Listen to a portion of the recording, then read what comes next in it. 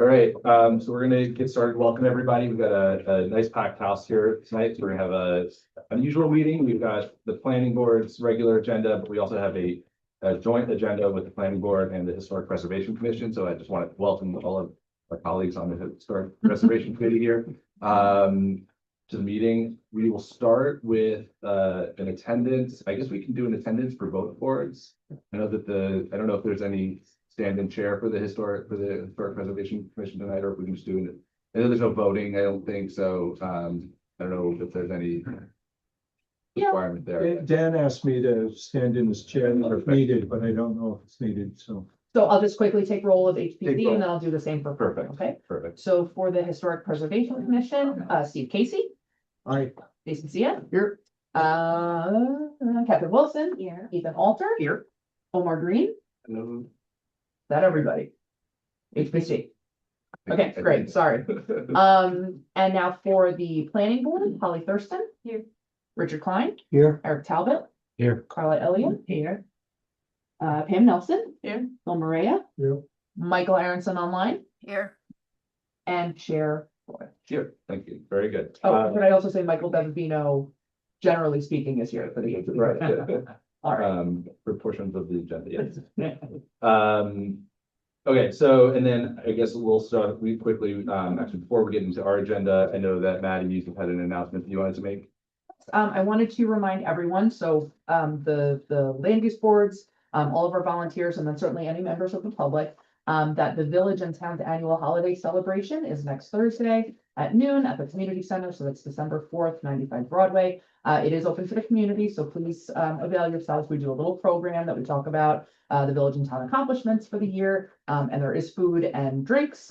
So come share some merriment with us and learn about all the hard work that your village and town staff have been up to, and committees, right? The last 12 months. Awesome. So everyone's very welcome. Thank you, Maddie. All right, really quickly, one quick planning board item before I forget is just our minutes for the last meeting. And just as a reminder, we do have a quorum for this, but it's myself, Carla, Eric, and Holly were present, so those members can vote. Can I have a motion from one of those four? I'll make a motion to approve the minutes. All right. I second. second them.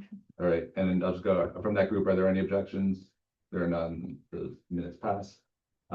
Okay, so first up tonight, we have our joint meeting. So we've got two agenda items for this meeting. This agenda side, so don't get confused.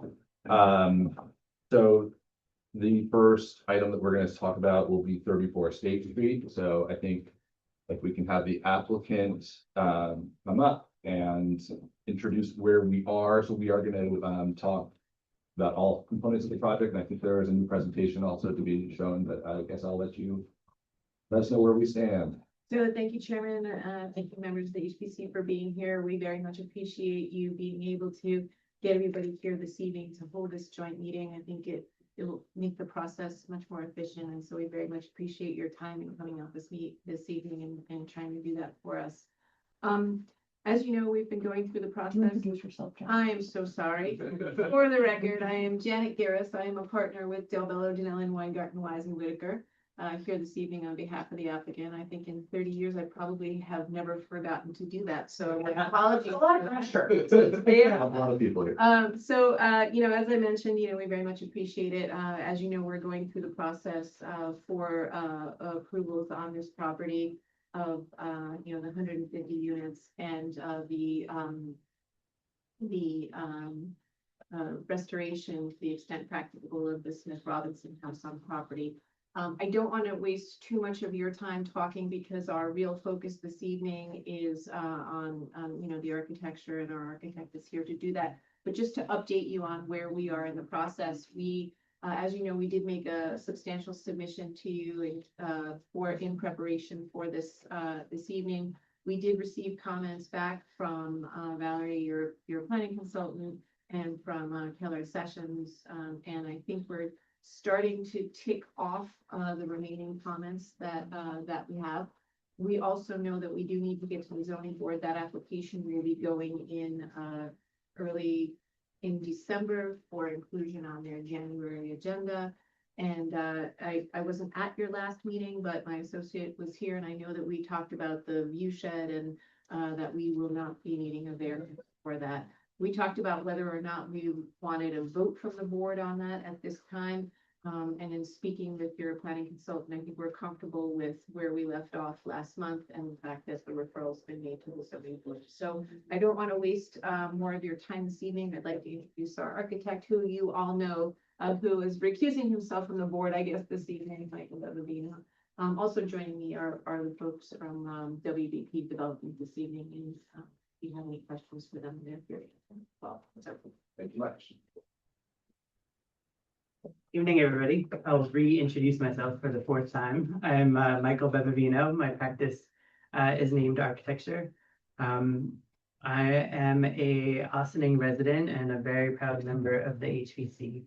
I am so excited and honored to be selected by Walter Walter to be the architect of this project. I'm really excited to share with you our thoughts and looking forward to hearing your feedback. I really appreciate everybody that was able to make it out to our site walks. I think it was just great to get some preliminary feedback. I'd like to start, Maddie, if you don't mind, like pulling up the historic photos. This is the revised presentation? Is that how it's labeled? Or is it Not something that else? one. Yeah, Okay. that one at some point, but I'd like to start with the photos if possible. There's two photo packages, one historic photos. Oh, I and- see. Okay.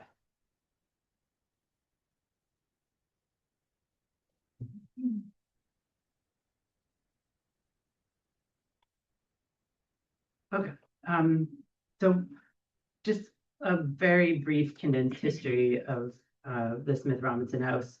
It was built in the 1840s, named after James Smith and James Robinson. It was originally a private residence. We have scoured the archives, and unfortunately, this is one of the only images that exist of the house when it existed in this condition.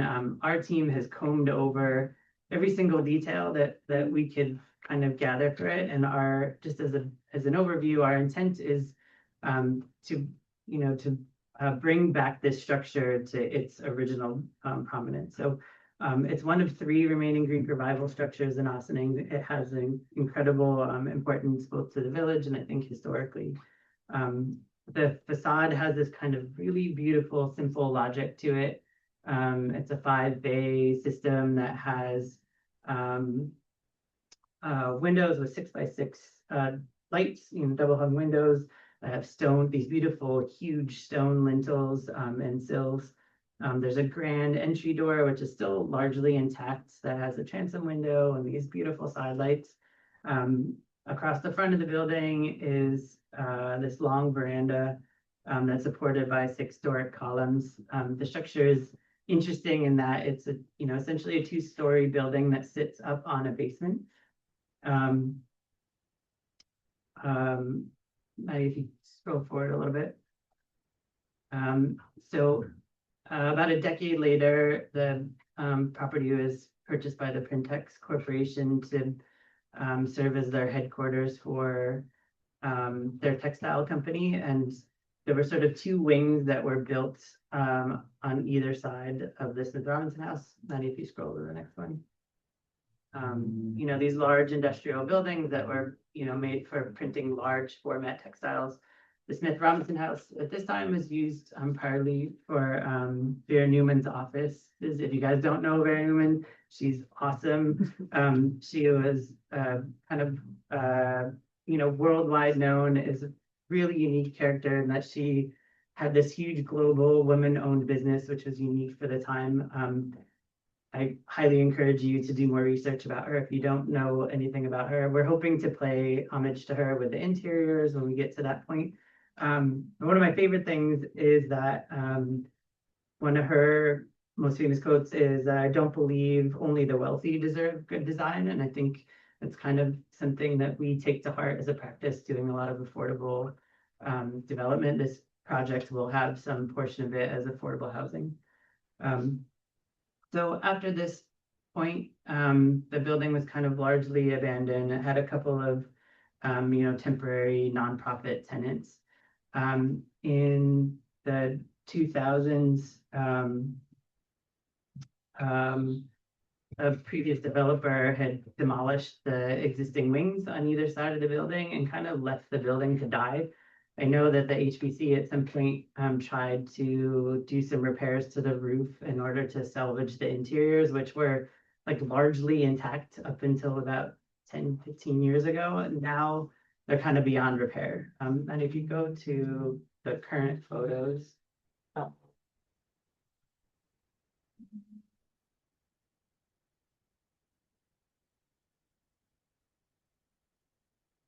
So here's a bird's eye view of the site. You can see, you know, a large portion of the site has the asphalt parking lot that used to be there. There's remnants of where the two industrial wings were on either side of the Smith Robinson house. You keep scrolling. You can see that green roof, which I think was just part of the protective measures that were done to try to save it. Keep going.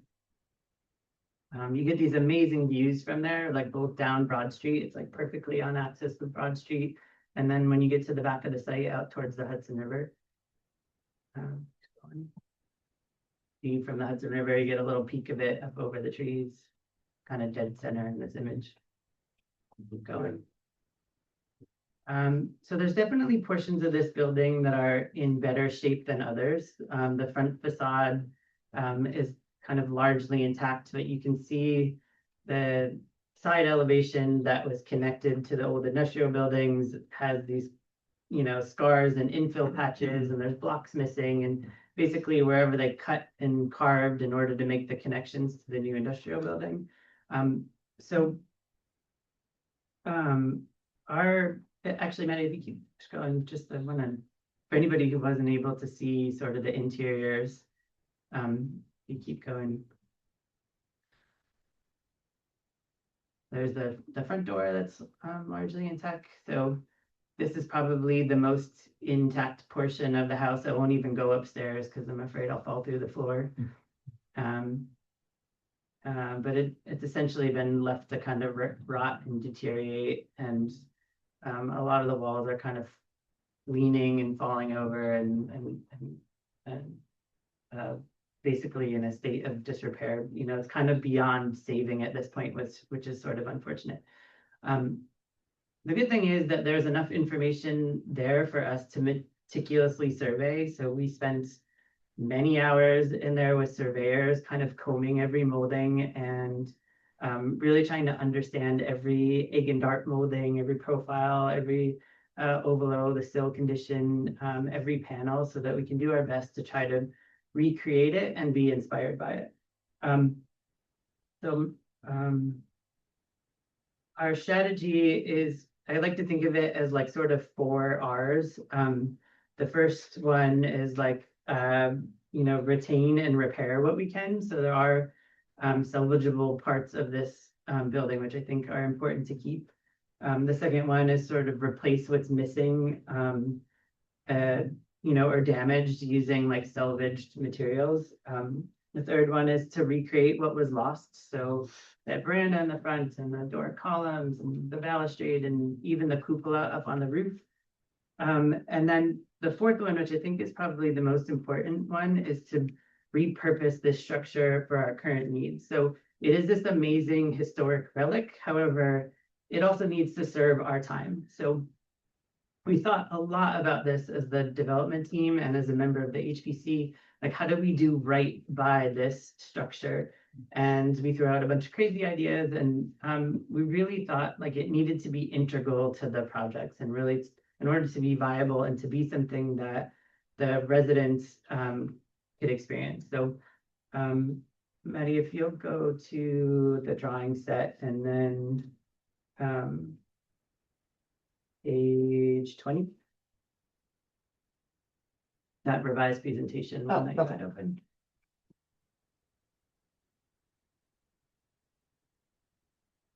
If you wouldn't mind going to page 20. Oh, sorry, I heard you say it. That's okay.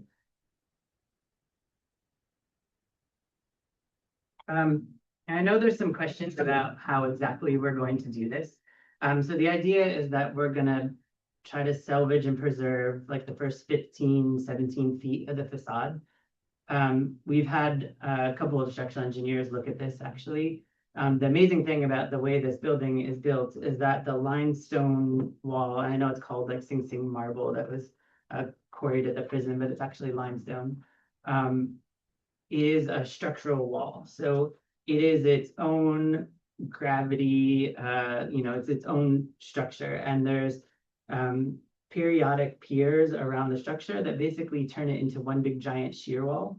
The wood framing that infills, that creates like the different floor levels, is just a diaphragm that kind of helps the building from moving. So when I first, we first talked about trying to save the structure, it was kind of a crazy thought. How do we support this thing and, and build up and around it? But after looking at it, with an engineer and our team, I think it's not only important, but very possible.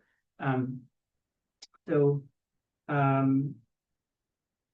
the idea is to keep, the first 15 feet, and then, as I was saying, like recreate the historic architecture like where we could. So things like the front porch, the balusters. Anybody with like a super keen eye will notice that the original Smith Robinson house had stairwells that went off to each side. Our team is proposing to run one single stairwell up on access to the front door, and there's a couple reasons for that. The first one is that in one of its iterations, when it was the Printex building, it had a center on-access stair. When bringing it out to the sides, it potentially blocks some of the unit views and makes the sort of pedestrian sequence not so great. So I think, the idea is still to use the same like no posts and balustrade and to recreate the steps historically accurate as possible, but just to use the iteration of the stair that's on access with Broad Street and the front door. So again, we're proposing trying to recreate this to the extent possible. I have a lot of samples, which I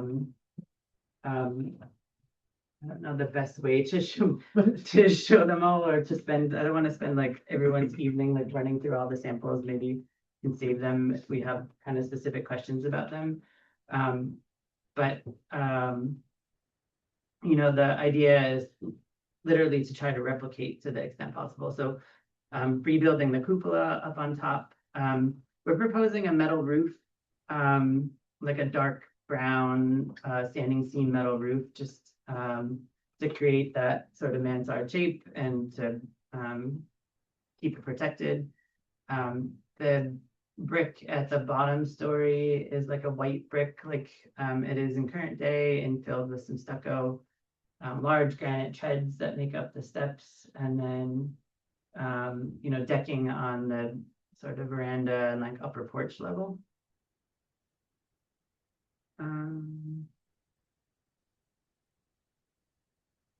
Okay, so I think probably makes sense to talk a little bit more about the overall development and how it relates to what we're doing here.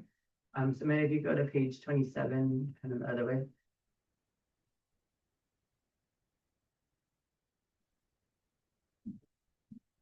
Perfect. So you can see sort of that center stair that leads to another like landscape stair that's all on access with Broad Street.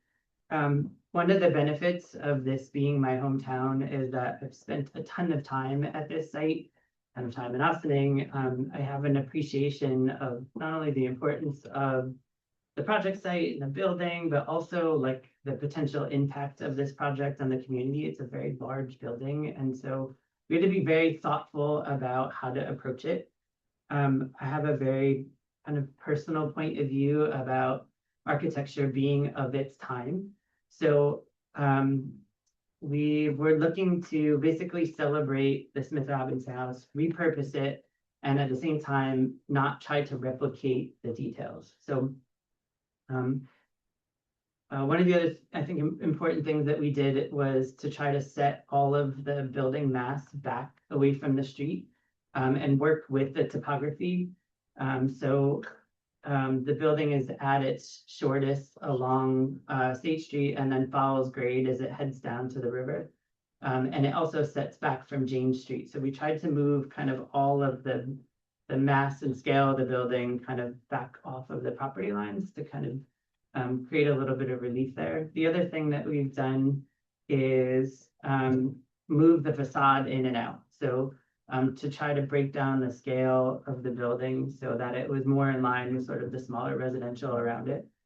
So just to kind of orient you, the property or the proposed project is 3 buildings plus the Smith Robinson House. The 2 buildings that flank either side of the house are AHOP buildings, which stands for Affordable Homeownership Opportunity Program. There'll be affordable condominiums. There's 100 of those in that building that are a mix of 1s and 2s. The building on the other side of the courtyard is a market rate rental building that has 50 units in it. That's a mix of 1, 2s, and 3s. In the middle is a courtyard space that'll be shared by all of the residents. The idea is that it's a open landscaped area with benches and a place to enjoy the outdoors, as well as a pool. If you look kind of in the top right-hand corner of that image, there's a pool that'll be shared by all of the residents. And then the other thing that we tried to do is kind of conceal all the parking. So this project, thanks to the village zoning, generates a ton of parking. And I think we're parking more than what is required, which is, I think, important. We're working with the village on where exactly what the road configuration is going to be. So this might change the next time we meet, or it will change the next time we meet. But the idea is that all of the parking is kind of concealed below that plinth, and that each building has its own parking garage. So the AHOP buildings will come in and park on the upper level and be able to connect right to their building, and then on the story below that is the parking for the rental building. So Maddie, if you'll go to maybe the last page.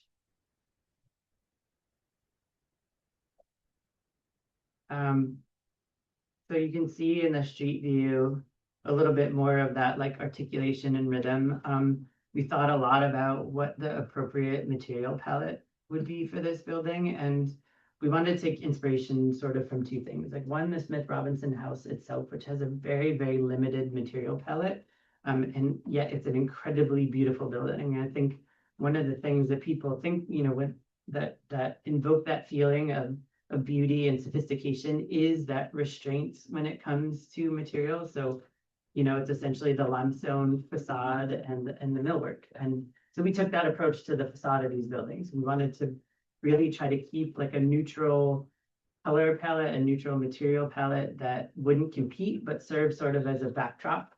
And in order to break up that mass, again, we're kind of moving the facade in and out and playing with materials a little bit.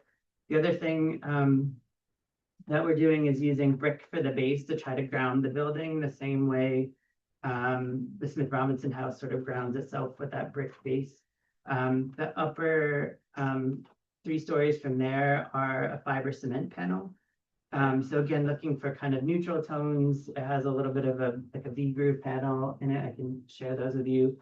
And then the upper story, same material, same pattern, but in a light color. And again, sort of being inspired by the frieze of the Smith Robinson House and classical architecture that usually has kind of a lighter tone, and it helps, I think, the building. Yeah, thank you, Justin. You can pass these around if you want. Helps, I think, the top of the building sort of recede into the skyline a little bit. And if you go kind of back to images, actually that's perfect.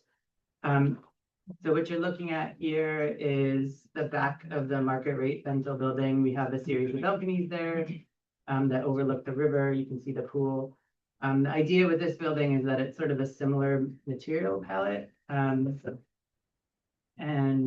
just used in a different way. So that kind of differentiates this building and the other ones. If you go back to the courtyard view. So the idea here is that kind of all 4 buildings, the 2 AHOP buildings, the market rate rental and the AHOP building, are all sort of different but harmonious, so that they're all kind of upright together and kind of create, this nice pedestrian environment there. And one thing, kind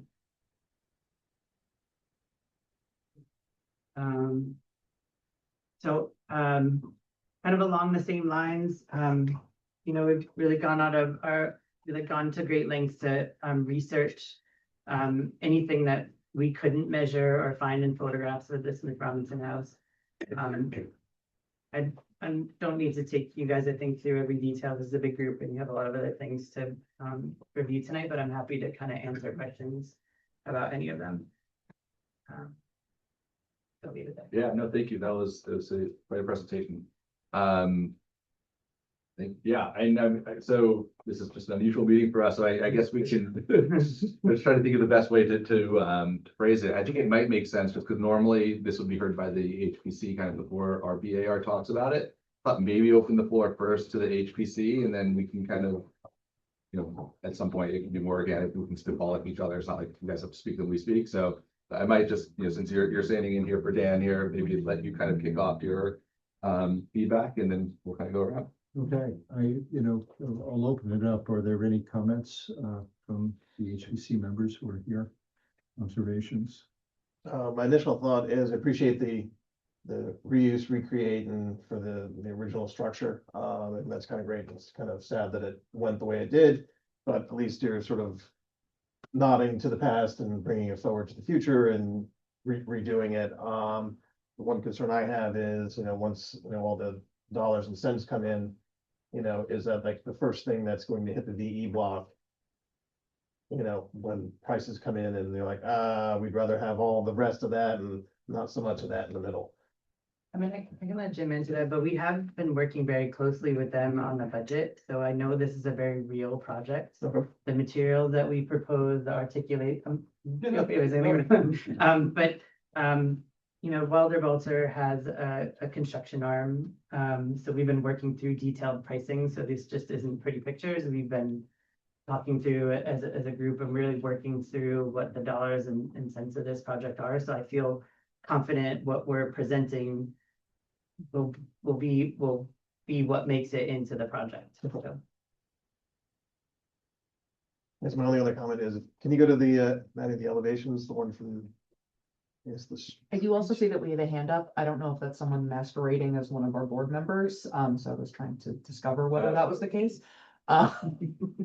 So Maybe- Wendy, if you are actually one of our board members, would you quickly put your hand down as a signal to me? Okay, Wendy is Wendy. All right.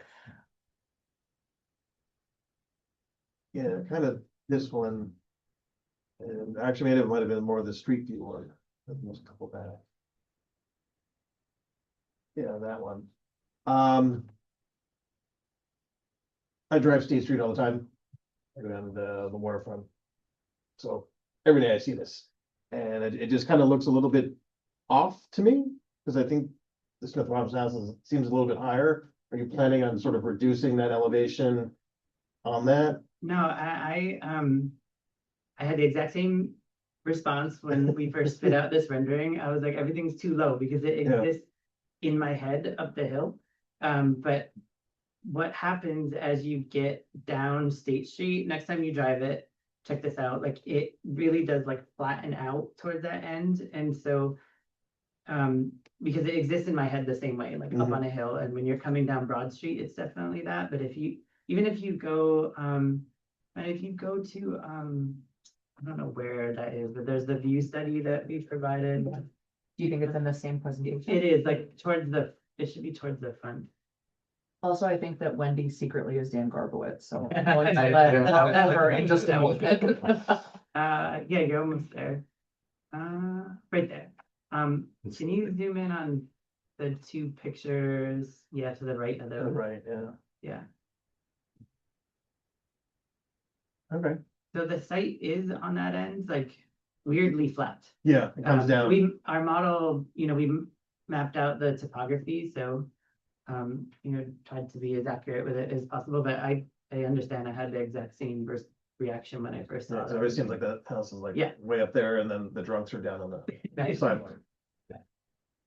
I have to say, I had the same reaction when we did the walkthrough, and then when I went to that corner, you're right, it just. Yeah, and you're at Through in the whole. grade with the basement there. It's strange. Yeah. What will the actual Smith Robinson House be used for? The apartments are there, obviously. Is it gonna be like a gathering place? What sort of things are planned for that? Rename. If you would mind going, Maddie, back too, sorry. It's weird not driving. I should. You have to go all the way back down to like page 21-ish.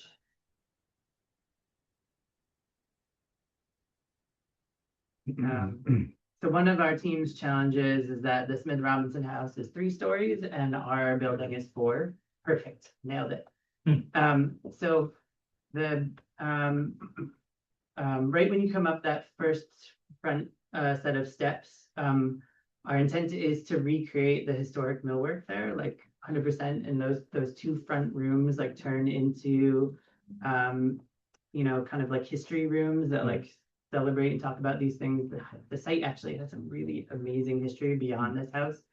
And then right above that is like a double height community room. So that'll have like a kitchenette in it and a lounge and pool table or whatever else. And then on the back half, you can see sort of that half set of stairs down, half set of stairs up that bridges that transition between, you know, a 3-floor building and a 4-floor building. And if you go maybe up a few drawings, yeah, one more. So, you know, we're still in the process of really programming this, but that bottom. We'll just jump in there. Yeah, sorry. Jim Wedling, WBP Development. Just to be, I think your question, just to add the next layer to that, that'll be the amenity space for the condo buildings. So they'll have their own indoor amenity space, and we're working on the program right now. The rental will have their own indoor amenity space. The outdoor amenity space will be shared by everybody. More or less like the clubhouse. Yeah, Jim's much better at answering things in 5 words than I am. I mean, like,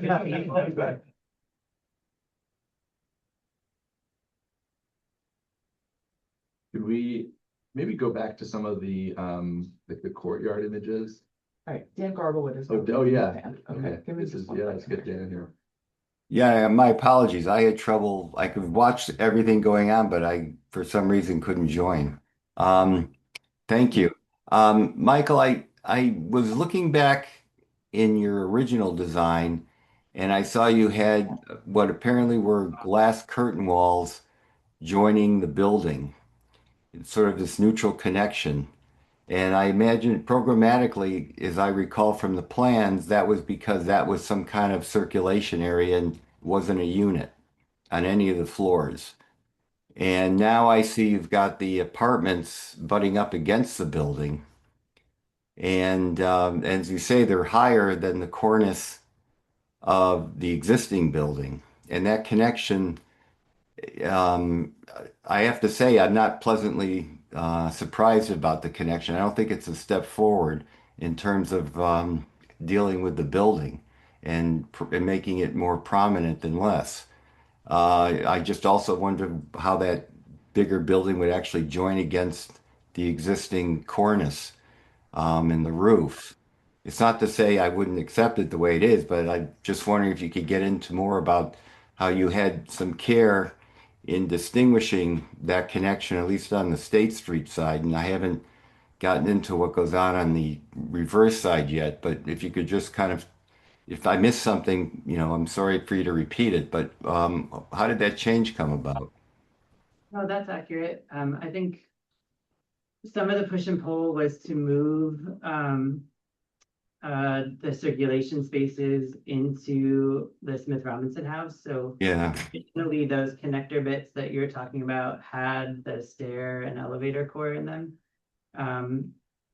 As we developed the building in an effort to try to maintain the minimum unit areas and make sure that the circulation through the building works, it seemed strange to have like the elevator in one building and the stair core in the other. And the right. house really wants to be sort of this like central node. So when we moved that, the units sort of shifted to, joining up against the building. And I think your point is a very good one, and we'll have to be really sensitive about how the two buildings touch. But I also think that it created kind of a,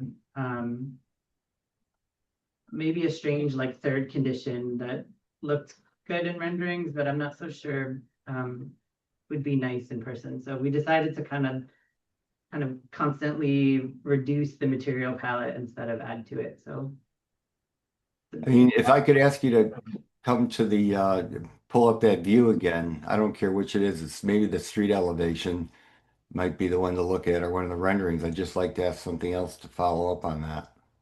sure. I don't know where it is. Well, I guess, yeah, that stop there. That's okay.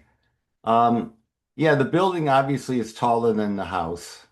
And it just looks like it's, connected. It's obviously connected.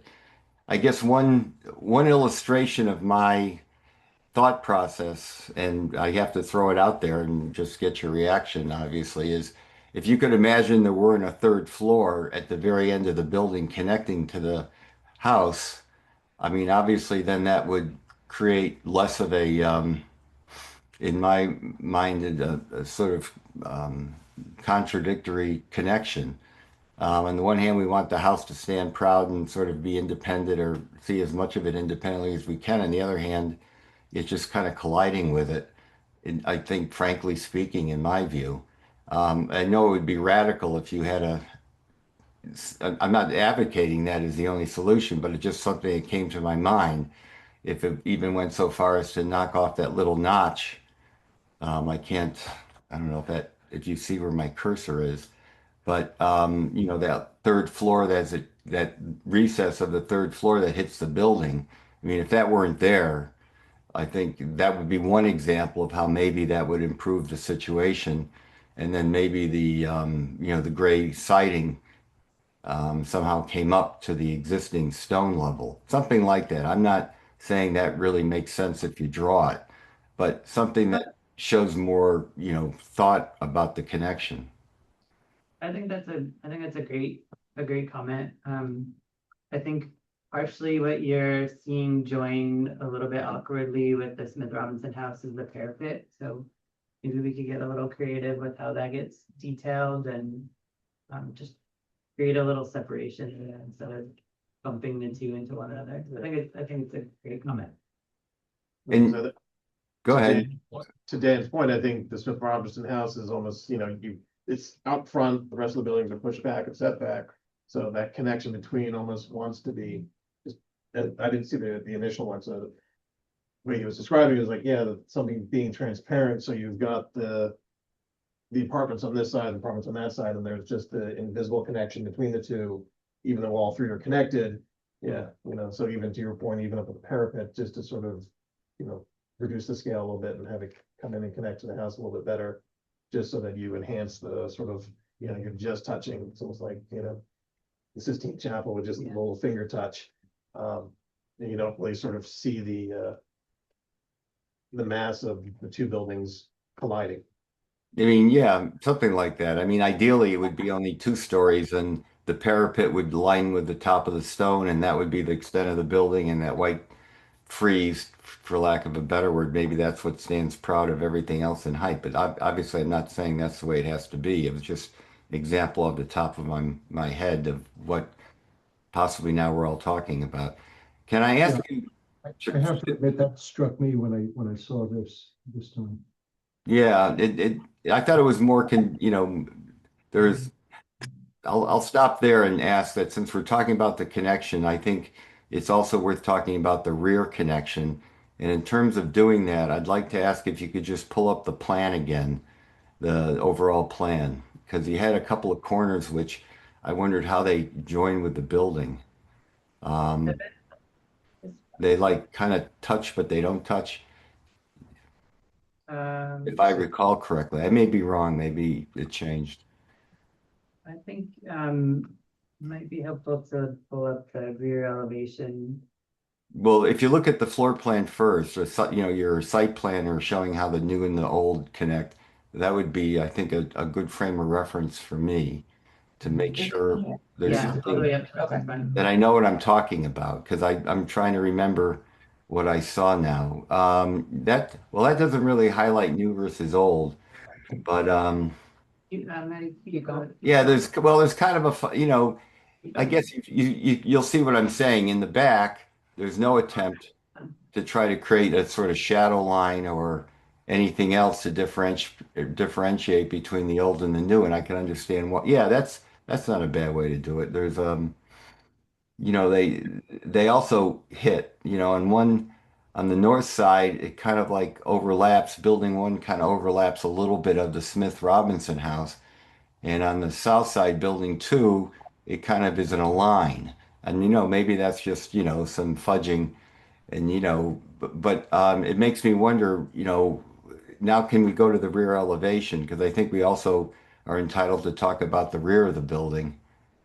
It will be a visible feature for sure. Yeah, I think that's it, right at the very bottom, right? One more. Well, that's, Oh. the very bottom is the front. Yeah, right there, that bottom elevation shows the rear of the Yeah. Smith Robinson house. I'm not sure I've got what you're looking at. No, oh yeah, there it is. Yeah, except the building's in section. Yeah, the one to the north is in section. That's why it looks that way, right? Right. So that's okay. So the rear, which is something I didn't appreciate before, the rear is an entirely new facade on the Smith Robinson house to reflect the new program, I guess, and I guess the condition of the building, possibly. Yeah, the intent is not to salvage the rear of the building, but to just kind of finish out that footprint and articulate it in a way that matches the new program. I see. And is that the main entrance to the building in the rear where that door is? That's the entrance from the courtyard. So anybody visiting would most likely come through that door. Mail and packages, I imagine, will come through. I didn't see in the plan, I can see you've made very good use of the building as a programmatic element, amenity spaces, as you said, elevator. Um, but I didn't see things like a mailbox room or anything. Is that the way you'd enter if you were a resident or you wanted to go through? I mean, where would you go as a resident? You'd park your car and your main entrance is underground, or as a resident, you'd also go through that door? As a resident, you'd park in the garage below and take the elevator up to your floor in the Smith Robinson house. Oh, okay. And So the mail room is on that lower floor. oh, all right. So that's the place for the residents. All right. Okay. Well, I think I've said quite a bit at the moment. I'd like to hear from other people.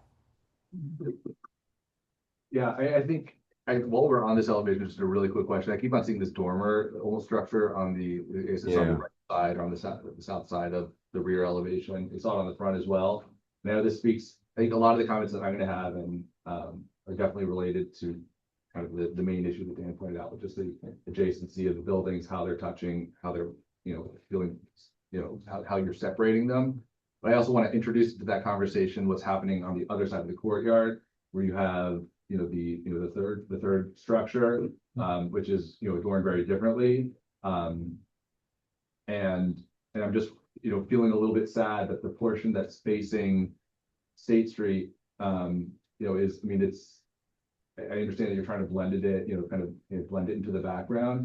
I think that there's some detail on that back building that might help to kind of pull that distinguish those two buildings, distinguish the new from the old a little bit in a way that might help to kind of help that separation. There's the massing issues, but I do think there's also kind of a cladding ornament issue maybe. And I don't know, maybe we can even just look at the courtyard, because the courtyard, I think is that rendering was really, I think, helpful to see. Yeah, there. Right. So on the left side of the drawing, you have I guess those are the rental units, and then on the kind of in the background and on the right, you've got the condos, right? Yeah. And it's a very different style, right? It's you've got these kind of window enfranements that kind of create this verticality. You've got I think a slightly darker masonry base. But I think, but materially it works. I do think it works with what's going on in the rest of the property, and seeing something like that facing, Ossining, facing the street, that would, I think, also help to achieve some of that separation. I'm just wondering why we're not seeing that. I think there's two reasons. The primary one was just trying not to compete with the Smith Robinson house. I think I just, we studied a number of things and it just felt like a lot of visual noise. So the buildings very much, are trying to be articulated, but also just not compete with a lot of detail and ornament, like intentionally. I think there was also an intent on our team's side to differentiate the two projects in some way, but not to go crazy where it's a completely different material palette, or you feel like, there's the rich building and there's a poor building, that they wanted to be cohesive. So it's the same material palette, but just used in a different way. I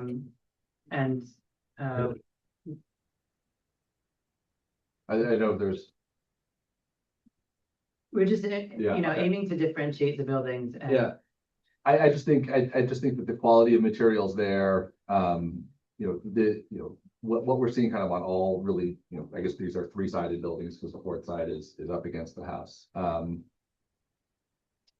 I feel like there's something in that design that there's, while I appreciate wanting to blend back, I think that to me, it risks just becoming a little bit too blonde. It's a really long wall, and I know that you're articulating it, and the rendering from the street, showed some nice shadow lines, but it's still a really long beige wall.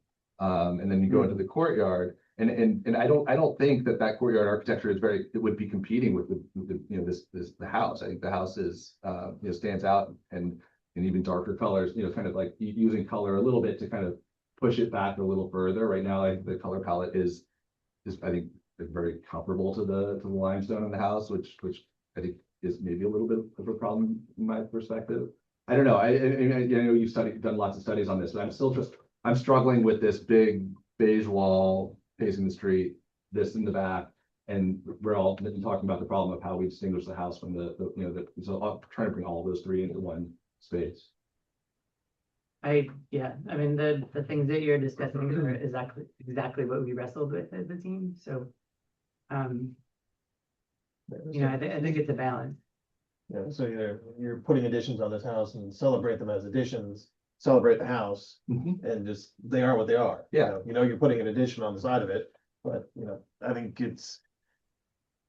I appreciate the point that it's a big beige wall, but at the same time, it is doing a little bit something else on its own, but it's a lot of it.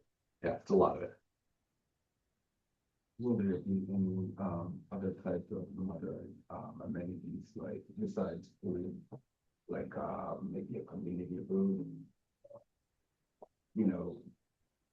things like that?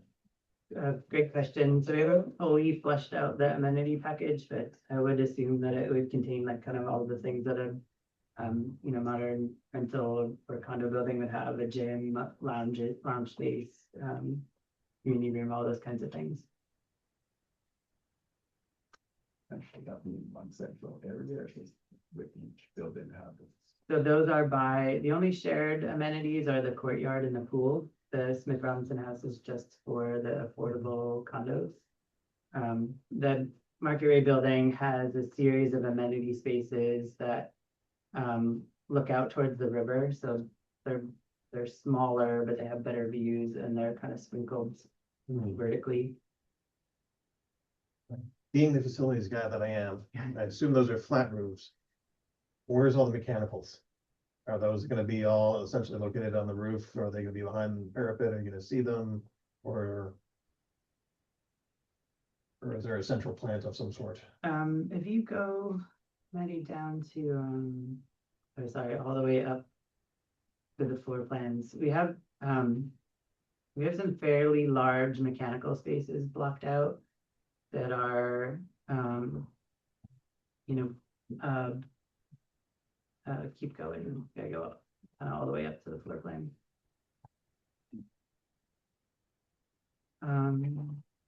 Yeah, keep going. Courtyard level. So this is that's the main garage for the AHOP building. It has more spaces. There's a mechanical room up in that top left-hand corner, which I think will primarily be for the pool.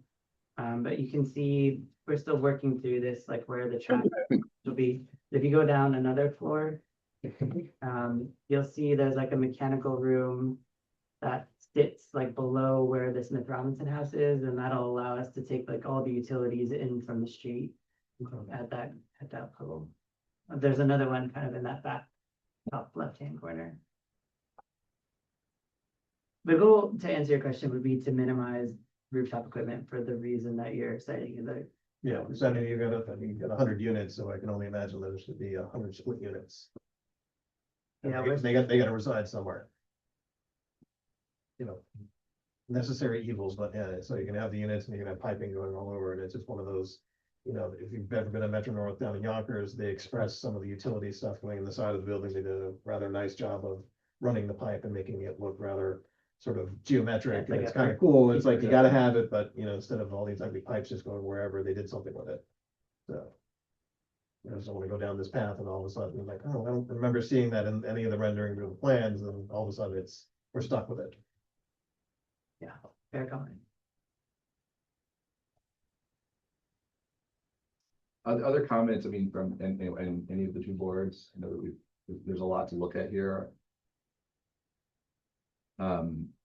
We haven't talked a little, all about the site plan. I just want to, I know there's, been some talk about that, and we've looked at that with you, and I think it's good to have the HPC here, just looking into that. You made an allusion to the driveway issue, and I know that that's been a big concern, just in terms of cars pulling in and out. Can you just speak a little bit about the vehicular circulation as it's planned, kind of where you are with your thinking? Because right now there's, that rendering shows an entrance off of State, and then I think it looks like it shows two other driveways down lower directly into those garages.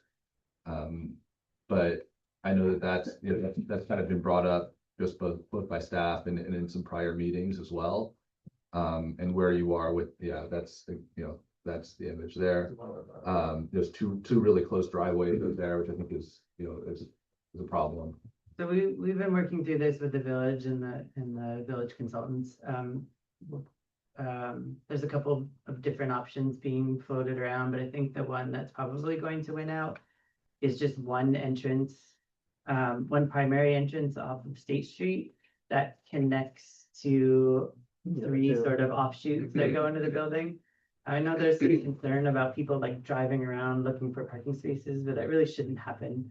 The middle lot is dedicated to the AHOP buildings and the lower lot to the rental units.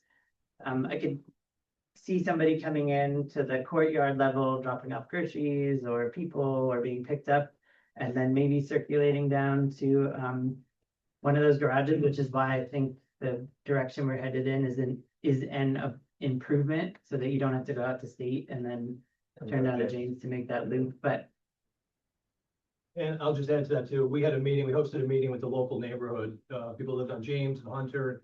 I walked them through what we were looking at. It was after we got your consultants' comments and your traffic consultants. So we're weighing traffic, surrounding neighbors, softening the impact to them, the operation, because we want the parking between the rental and they have to be separate. So as Michael said, we're studying now. I think we're going to end up with one driveway off of State Street. It seems to work best, and it's what the people on James Street would prefer. So we're weighing a little bit of everything right now. We'll have that ready for the next presentation. Is that where that driveway where it's shown there, is that where it is currently? Was that like the Printex, service that was truck entrance? That's helpful. And I know, again, just, there were some questions with staff about the fire department access and getting to the back of the buildings. Which is, and I guess on both sides, on the downhill side and then on the OCC side. So has there been any movement on the site plan in terms of addressing those questions? yeah, we've demonstrated that the floor plates and the construction classification that we're proposing will meet the building code requirements. We're working through access with the fire department, but We met with them. yeah, we've met with them, and we're well on our way to resolving that, but I don't envision any changes to the site plan as a result of those conversations. We do have some staff on the call, and I just want to make sure, Also obviously any other planning board members or HPC members who have questions on any of these topics, I think encourage you to The speak. only thing I can't confirm. But, I want to make sure, so we have, Valerie and Tony are consultants who are kicked out of the room today and are very sadly sitting at home instead of here. I'm sure Tony's feels bad that he's gonna miss that 45-minute drive at night, but comments or questions that we haven't been talking about, site plan, just, I want to make sure that we're kind of covering the ground that we should be on. Maybe Valerie, I'll start with you and then I'll push over to Tony. All right, sure. Thank you.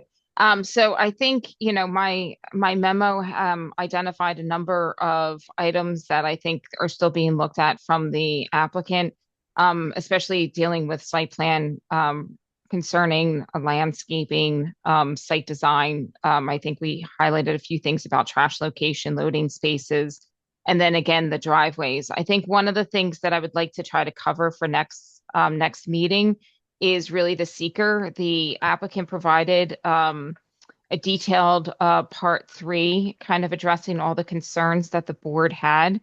So it probably would be good if you have a chance, maybe over the next month. I know a lot of it just kind of came in just the last couple weeks. Maybe if everyone can just take a look at the documents that were sent out to this board, and that maybe we can have a conversation at the next meeting with whether the board wants to, talk about a determination of significance, whether they want to direct me to draft a negative declaration or not. The one thing I just want to highlight is that, overall, the impacts compared to what was the prior approvals back in 2014, where the findings was issued, the impacts are generally less.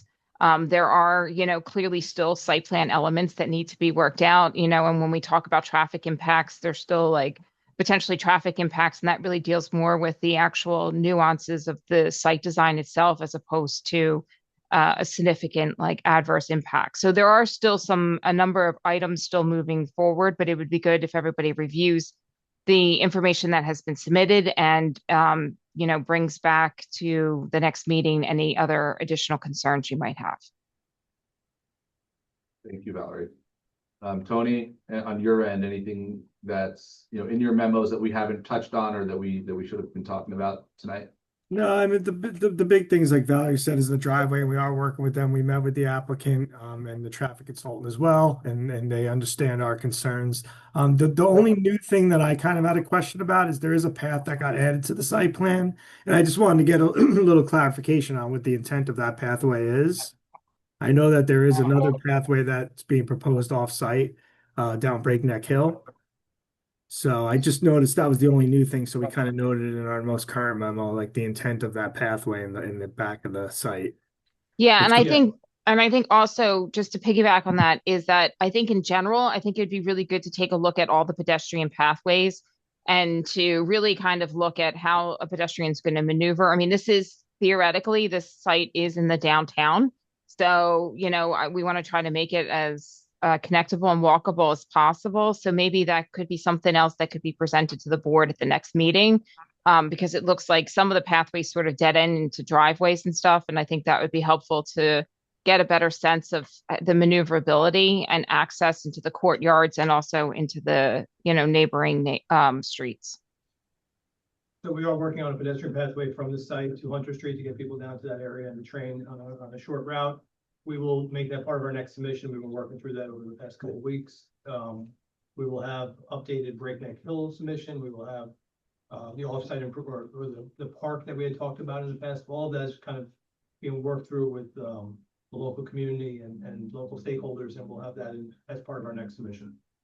Helpful. I mean, it'd been a lot of the questions today about like where do you enter and just kind of understanding from, somebody who's, walking up to this space from whether it's a resident or a guest, along State Street, that staircase that you talked about, that's on access with Broad, and just kind of all this connective tissue in here, which is, I think, still maybe not fully clear. I think that's helpful. So just procedurally, I think we should we need to open up a public hearing for both boards. I believe this was noticed for both boards.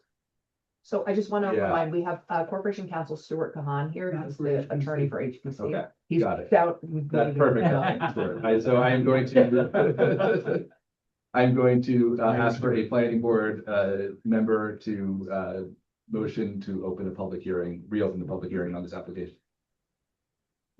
Motion to open public hearing.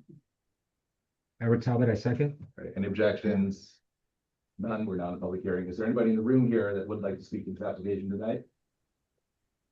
Don't see anybody. Is there anybody on Zoom? You can use the hand raise function. If you would like to speak to this application. I don't see any hands going up.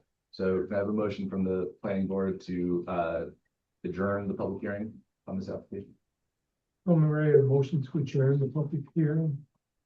A second. Oh, is there a second motion? All right, any objections to that? There are none. You've gotten a lot of feedback on I think several different fronts. Do you have any questions? Do you have clarity? I mean, I know there's a lot put out there in terms of kind of going back and kind of giving us enough consideration. Yeah, I have a couple. One is,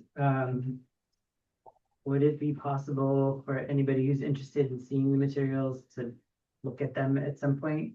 There's quite a big effort to get them here, and the window samples have to go back. I can stay until after this whole meeting if you guys would like to see them then. So that's. Yeah, I think that would be, helpful to be able to keep them here. I don't know, I mean, obviously some of us will be here a little later than others. Yeah. But yeah, I think I think it's glad you brought them. I think it's helpful to see everything. You're looking for a day or two, and come back to. I want to adjourn for like 5 minutes. I think it'd be, I mean, is there a way to, because I think as we're leaving, it'd be a nice possibility to walk out. I don't want to, because I know there's a lot of applicants here, so I'd rather not adjourn. I don't mind saying. Okay. Yeah. Get to see the rest of the show. Yeah, so I gotta stay in on the next. You do. Just, I guess part two is just understanding sort of next steps with HVC. I know there were some questions from the board just about like how the buildings were touching, but there weren't a lot of actionable things. I guess just some level of confidence that what we proposed, will be, voted on by the HVC, and that we're kind of close to wrapping that bit up. I just want to add one little thing, just from historical perspective. Just the way that the Smith Robinson House sat on the hill and looking down Broad and its prominence. And I just feel like with the new elevation, it's almost kind of dwarfing the house, especially with the way on either side. I think it's on either side, it's higher. And even the way that it stands proud, but then there's also on the new facade that's also articulated, which I think also in a way dwarfs the house again. It kind of takes on that moment of it standing proud. So they're just two notes just on a completely like looking at that house and trying to maintain some of its stature, on Fleet Street and looking down Broad. I was struggling with that too. So I loved how you explained it, because it was all sort of lining up. But then I was thinking, do you almost need to diminish that, like have a contrast, almost take the opposite approach, don't you? Yeah. But I'm just curious what that would look like, if that actually does the trick. Kind of brings it out, because it's got the light colors, and you almost have like a darker contrast, but you also don't want a very dark building. Yeah, I mean, I think the common theme here is, and we very much appreciate the prominence to which this house has been put in terms of this whole design. And then when we get to the end of the project, we don't want to realize we've lost that. And if you listen to Dan, and I had some of his similar observations, what Catherine has just said, and my colleague here has just said, I think that's the major theme. The whole idea is to respect this house and keep it. And we just want to make sure that in the final, of all is said and done, that's not lost at the end of it, or, you know. It's lost in the pudding. Yeah, and I would add to that just the, you know, the fact that the rental units, you know, the level of detail and the level of finish on those buildings in the back. And I understand there's economics involved, but that's what's facing, that's tucked in the back of the site. What's facing, the public, and what everyone is going to see, in the village when this project is done is going to be, I think, something that's less refined. And I think that comment, along with all these other comments talking about the distinguishing the house from the new construction, I think that there's got to be a more elegant solution in there, and that does more justice to the people who are living in those homes, and to the residents of Ossining who are going to see this every day. If you even go down State Street, a lot of those houses, even though some of them are in somewhat of disrepair, but there are a lot of them that actually have a lot of detail, especially when you go down James Street and go around. Yeah. Especially the houses that overlook the river. They have some really nice detail going on, and it's, I mean, just to comment on what everyone else is saying, it's like one was, put the house back together, and then you put the additions on there, just a little too devoid of detail. Yeah. I understand you want them to play second fiddle to the main house, that's fine, but I think their overall size dwarfs the house, and then their lack of detail really sort of stand out and take away from, what's being done to the house, and, bringing it back to its prominence. It almost gets lost within, you hate to say, the white noise of those two large facades. That's really well said. May I just offer something else regarding, I think, Michael, you're entitled, of course, to why we're here, to get some consensus of reaction. So I think on the rear, which I hadn't appreciated, or I don't think I saw anything or noticed it on the rear in the first plans I saw at the site. I didn't realize we're covering up all of the rear of the Smith house and does the stone stay in place because it's load bearing in the back too, isn't it? The idea is to remove the stone with the exception of the front facade and the two wings, those two visible wings on the front side.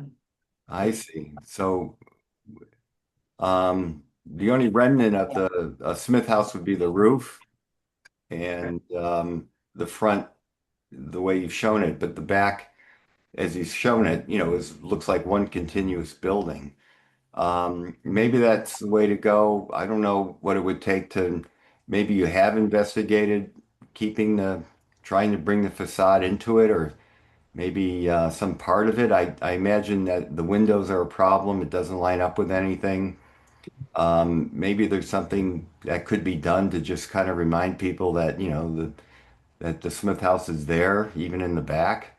Um, I'm not sure. I think a view, your rendering that we looked at was certainly helpful, but one reason I guess it didn't really click in my mind is in the rear, the Smith house is set back considerably, right?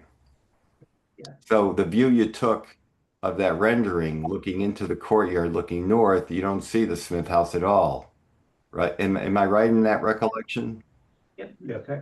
So if you could just snap a view, maybe more obliquely, and maybe that would give us more assurance or a better understanding of exactly what the impact might be. Making it all a new facade, but keeping, of course, the roof, and it's very different from what the front is. I mean, in essence, the rear is still part of the house, and the stone's still there. I'm not saying it's a deal breaker for me. I just giving you first thoughts, which I think is the purpose of the meeting. Yeah, I appreciate that. All right. Just a quick question. What is the timeline of the projects? I mean, in terms of wrapping up drawings and then jumping into construction. Yeah, I mean, the state has committed funds to this project already, so as soon as we have approval, we'll be ready to close on construction loan and get started. Okay. All right. thank you guys very much for the presentation. So if you're gonna have materials, I do think it's, very helpful that you brought them. I would love to be able to take a look at them before I leave today. Well, I don't know, hopefully, my colleagues feel the same way. So I don't know if wherever, however you want to manage that, there, it's all right there. Perfect. You don't want to carry it. Okay, thank you very much. Can I have a motion from the planning board to adjourn the application for this evening? There's a motion to adjourn the application. Yes, motion. Any objections to that? None heard. Thank you so much. And thank you guys very much for the presentation. Seth, did you, this is Valerie, did you need me to summarize anything for the applicant? Maybe work with you and Dan to sort of work on like just sort of summarizing the highlights of the concerns and issues so that we can make sure that we're all on the same page? I think that would be super helpful. Yeah. Okay. I'd help with that. Okay, I'll work on that and then we'll send it to the applicant. Awesome. Thank you, Valerie.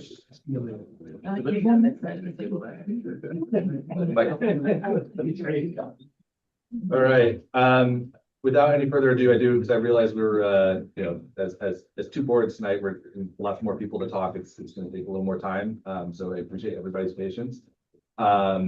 So next up on the agenda, we do have another joint review item. This is going to be for 209, 211 Main Street. And so this is a new construction project, site plan, conditional use, payment in lieu of parking, PAR, and tonight HPC review. So I think if the applicant introduce himself and we will talk about this project. Great.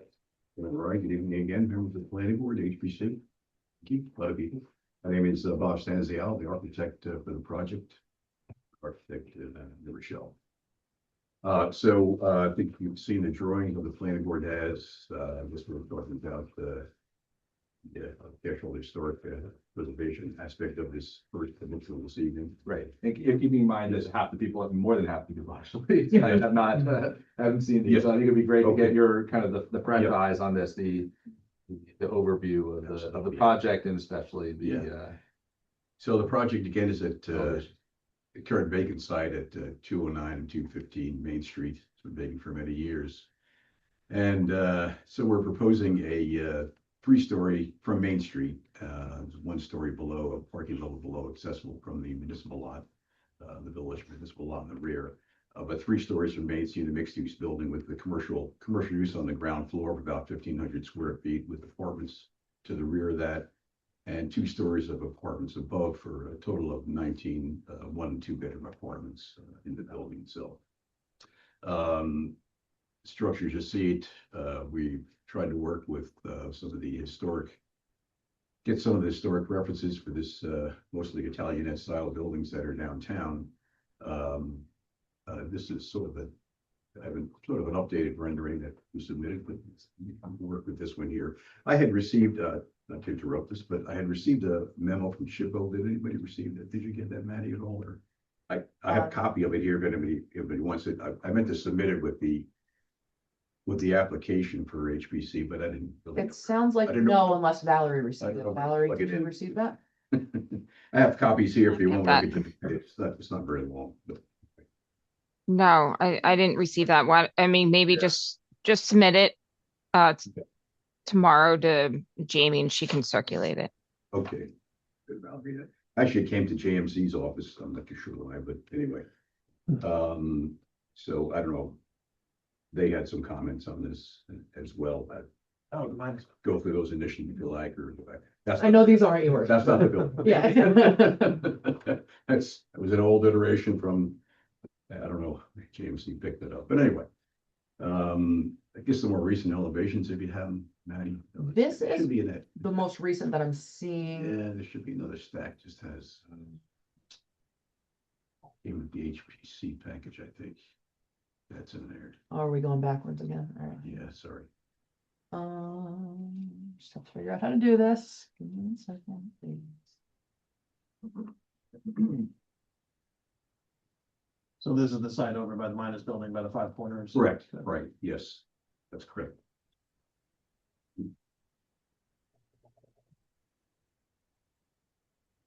Jamie, can I do a phone a friend, please? The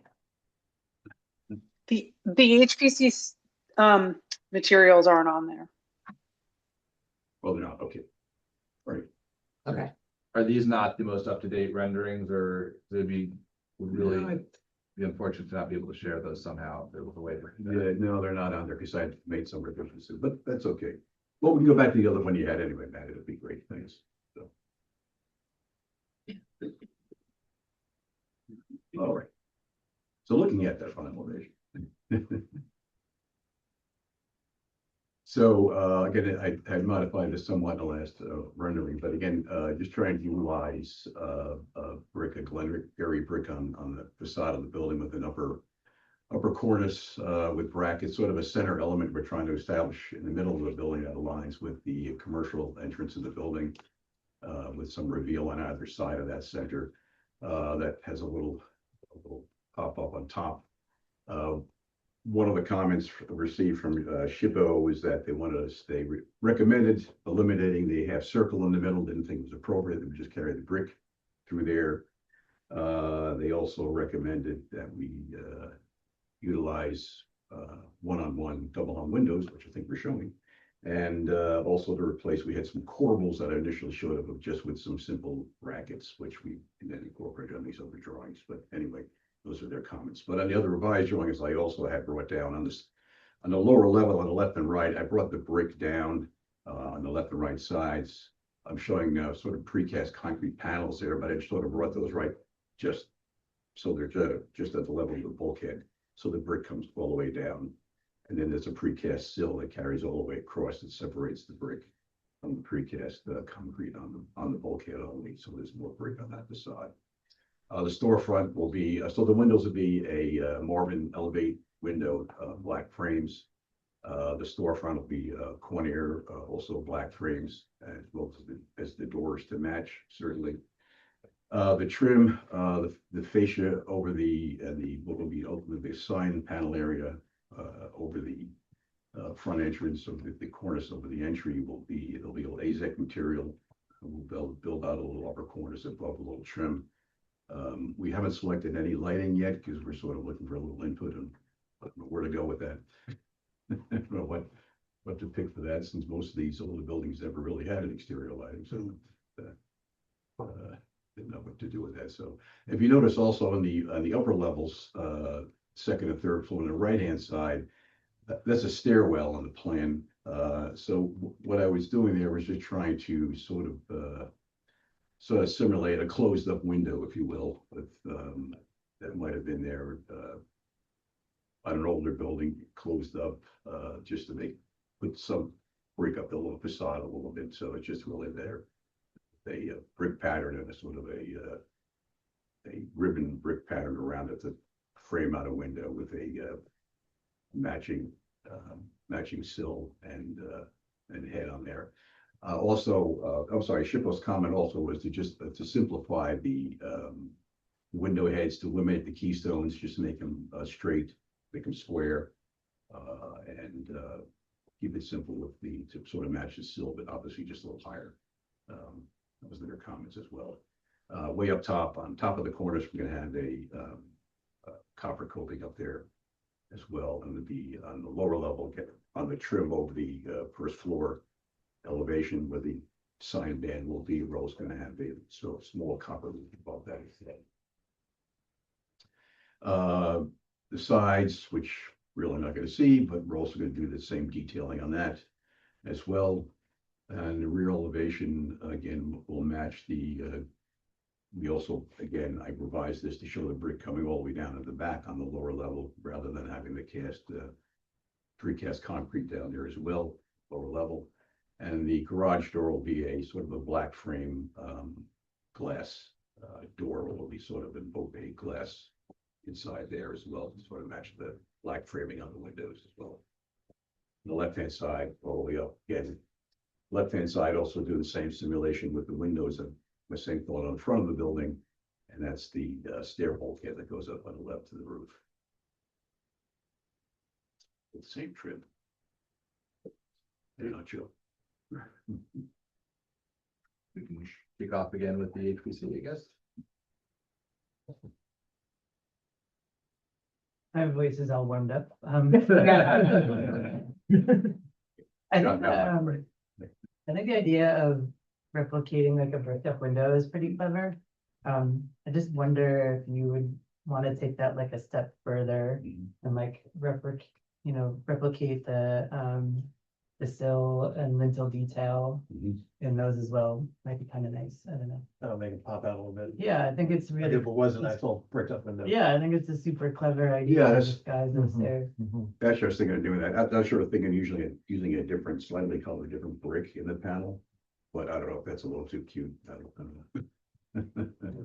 One question about, there's no opportunity to actually put a window in, or? It doesn't work out well because this, the stair is crisscrossing at that point. Okay. Just, I think, unless we put a opaque panel in it or some sort, but I don't think that would look right. Yeah. So, yeah. Can you go up to the, I guess, the front elevation and I guess the historic photo? Oh, yeah.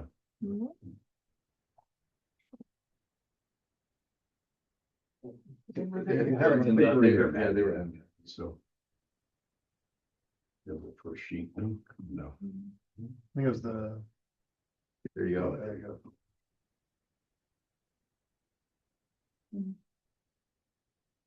Yeah, and I think this is some of the applications that's come before the HPC. Main Street has.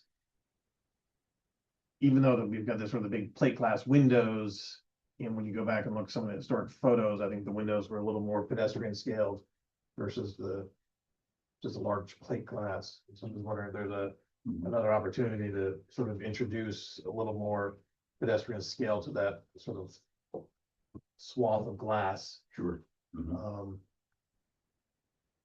Everyone's always quick to get rid of them and then like, oh, I don't want to deal with it, and just a big piece of glass. And all right, well then after a while, it just sort of changes the whole feel of the downtown. Right. Right now, when it's just all huge storefronts. We're introducing transoms perhaps. Yeah, sort of just break it up just a little bit, just so it's not quite as imposing. Sort of Yeah. grand scale. Yeah, they're pretty good size. Yeah, They're about 8 feet tall. yeah, it's like it's kind of big. Yeah.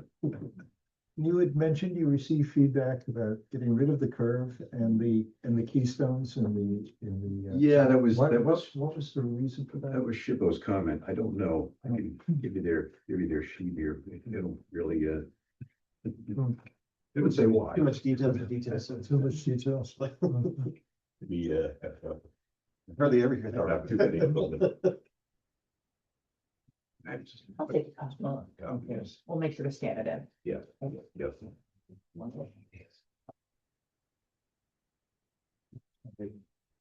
Going back to what does local law 11 facade repairs, and looking back at the historic photos and looking at the current building, and it's like completely different looking building once they strip everything off. So it's. Yeah, That's interesting. okay, that's what we did that. Period of focus.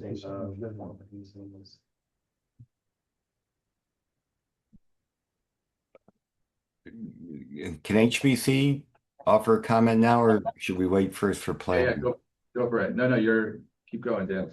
Okay, thank you. Certainly, I think the way you've described it, and I think generally what appears in front of me is the idea of make it look like a renovated historic building. Is that kind of fair to say? That's correct, yes. Yeah, okay. And I noticed on the rendering, and unfortunately, I think it's the only 3D rendering I've seen. You had muttons in the window, and there are muttons on some of the buildings in the windows next door, adjacent, I think, in the Woolworth building. I'm wondering if any of that was discussed, or if that was something you proposed. Shippo said no, or if you've thought about it yourself again.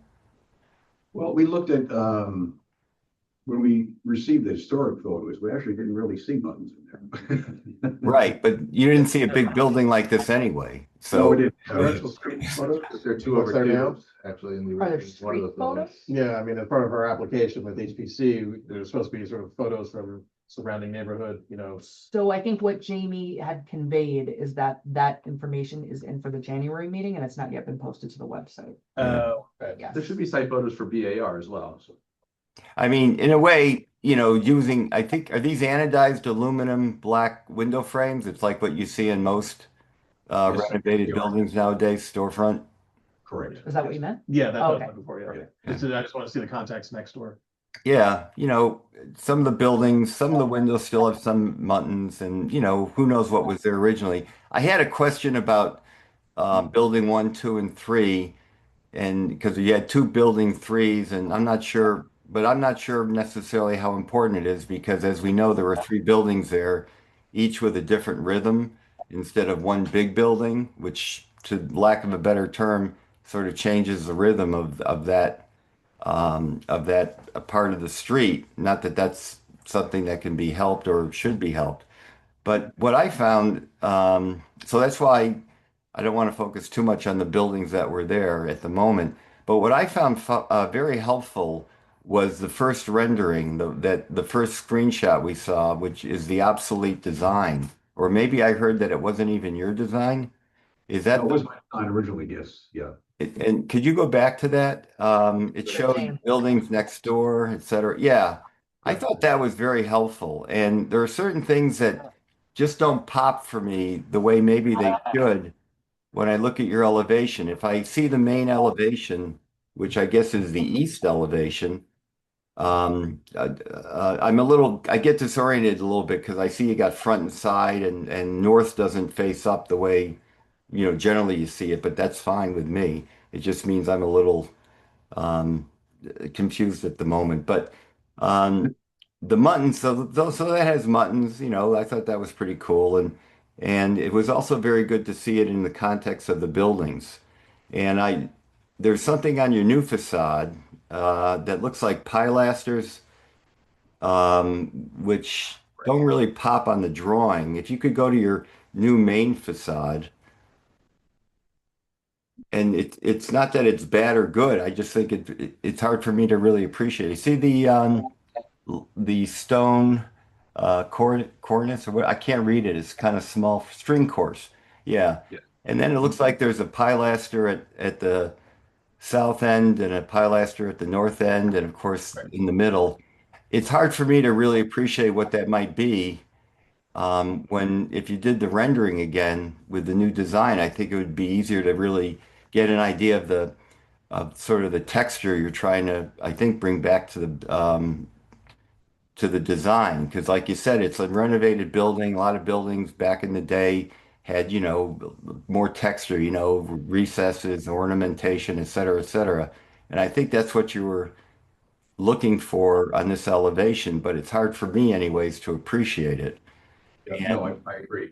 I think a proper rendering will, you know, express the depth a little bit better, and if we incorporated as in that first rendering, the existing buildings as well, I think that'd be helpful. So Yeah, it's all also about views with this building because it's just not the only view. If there could be a shot from north looking south Mhm. and maybe one looking in the rear, I think that would be helpful because that coping, the arched pediment or parapet, that's there's nothing behind it, or is there something behind it?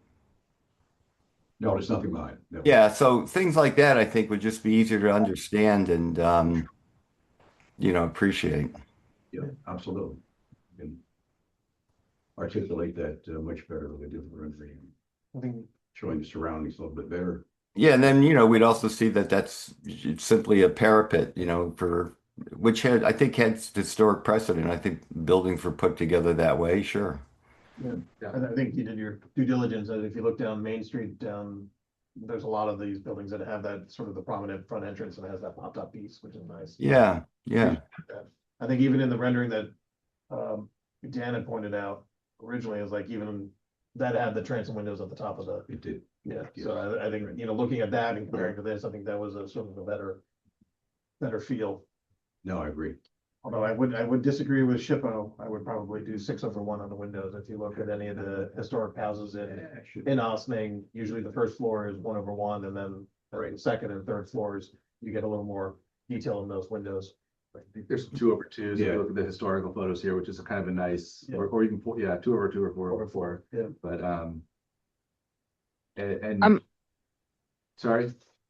No, I just want to, I think the SHPO thing, just for everyone to understand, we need to probably take a look at that letter because that letter might not necessarily be a mandate. It might just be recommendations, right? And so then this board would have the ability to, you know what I mean, make the final decision.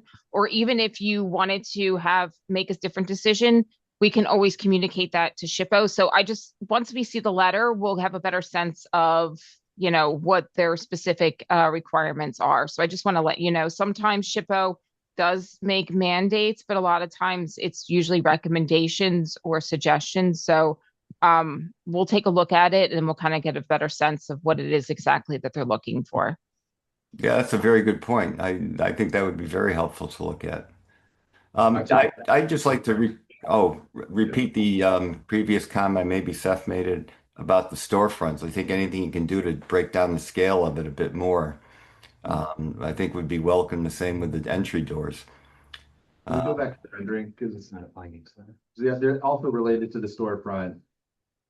I actually want to echo Jason's comment about the lintels.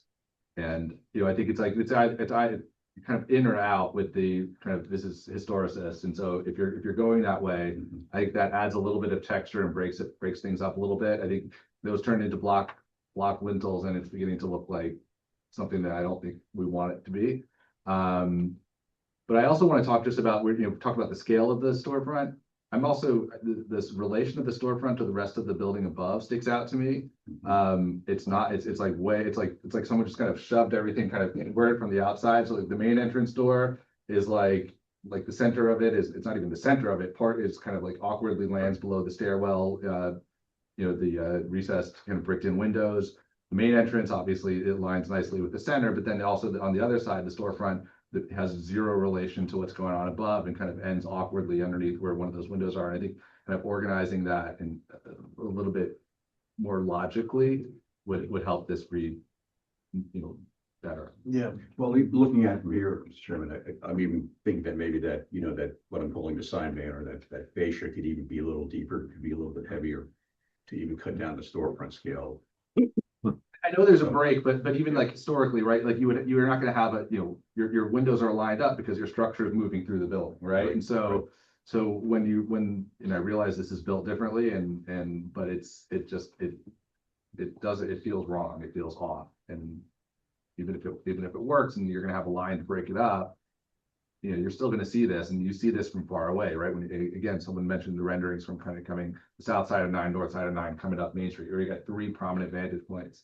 And I think you'll see it from far away. I think that I don't want it to look like it was a mistake. Right.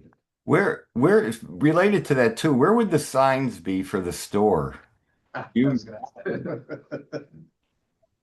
Well, I anticipated it being on that horizontal band that you see that. Yeah. It's across. Yeah. Hopefully, pin mounted letters nicely placed. Maybe you could put some letters on it or say, Robert's Place or something.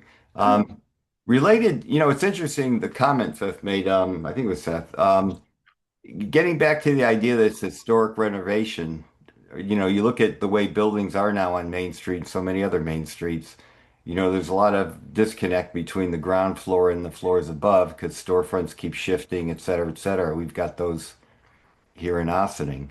So in a way, I mean, as much as I respect what was just said about that and bringing order to it, for what it's worth, to me, that kind of buttresses the idea that maybe somebody might think, hey, this was renovated. But I could see how, looking for symmetry and alignment, can certainly be a very good thing too.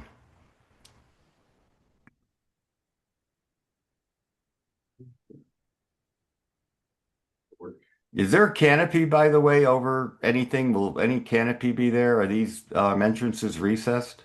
I forgot what the plan shows.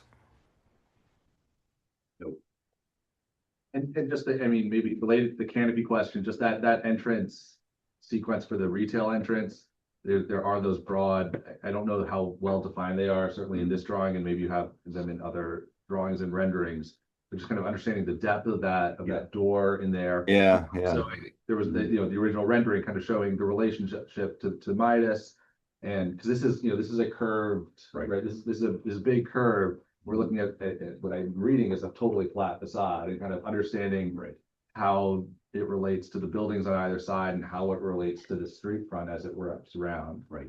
Very good. Yeah, I think the 3D views will be really helpful. I don't know if you can bring, a 3D interactive view, like a SketchUp model, you could just point around with a pointer next time and we could see it from different vantage points. I don't think that's a tough thing to do, or I think it could be useful. No, we have it in a Revit program, so. Oh, Revit, there you go. Yeah. With Revit, it's easy enough to do, so. If you could do it interactively like that. Knows how to operate it, that's all. Well, if there's some way to do it, maybe, I don't know. Obviously, you know what you can do. But video on you. Yeah. so that I think, because there's so many views to this thing, and there are conditions of where the Midas building is and the other buildings and around the back, et cetera, et cetera. Yeah, I mean, Is there- there's Oh, go ahead. here that's showing those on the right-hand side of is that like a setback balcony? Looks like. Originally, we had a balcony on that side, correct, yes. The- The other reason too, I'd like to see the rear and Their problem. well, I had two other questions. One is, there's no rooftop mechanical equipment, no stair bulkhead?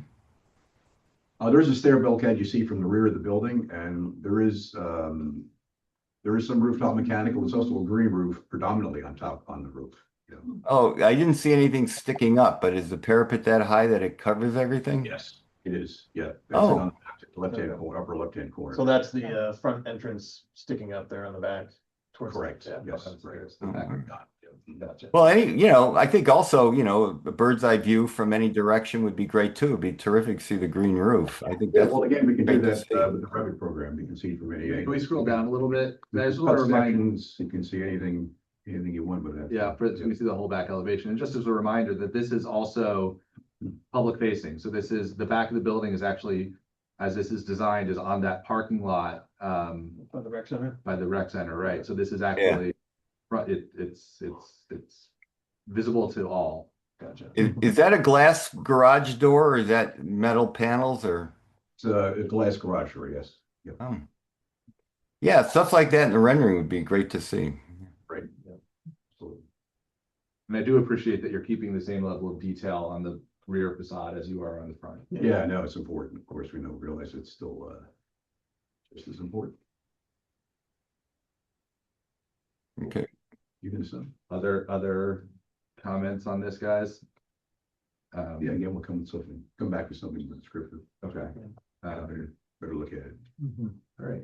Can I have a motion from the planning board to reopen the public hearing on this application? Well, Maria, motion to open the public hearing. Oh, there's no second motion. All right, any objections? We're now in a public hearing. Is there anybody in this room who would like to speak to this application?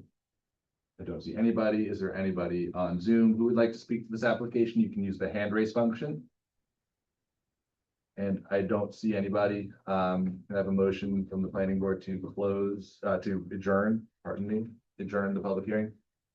I like there's a motion to adjourn the public hearing. Eric Talbot, I second. All right, any objections to that? See none. The motion carries. I do want to go kind of punt back to Valerie. I know as far as procedurally on this application, SECRA, are we in a place where we can declare our intent to be lead agency on this? Have we already done that? I apologize if I. Yeah, you already did declared your intent to be lead agency, and the 30 days has not yet expired from your last meeting. So I think it's going to be in January that you have to you can then officially have declare yourself lead agency. Okay, so is there anything else, any other conversations? I know we've really focused on the architecture. Previous meetings, we've spent a lot of time on the, I guess, more functional aspects of the project. Is there anything else that we didn't talk about tonight that we should have covered on? No, except that we did refer them over to the village, or the planning board referred them over to the village board to get further feedback on the overall site plan. And I think the applicant might be modifying those garages as well with the stackers. So I think until I think there will be, I think a general, Maddie, correct me if I'm wrong, but I think at this point, we're recommending getting the site plan sorted out first and then having them go back to the village board for presentation of that and then back to this board for further proceedings. Perfect.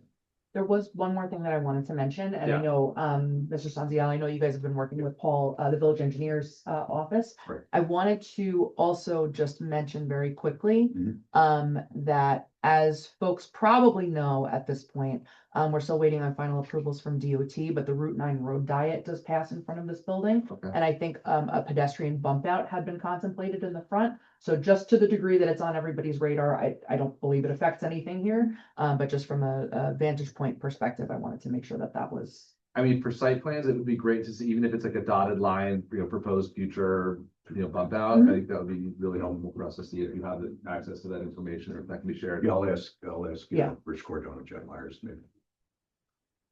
Get all of that for us. Certainly. That's great. Thanks, Maddie, for that.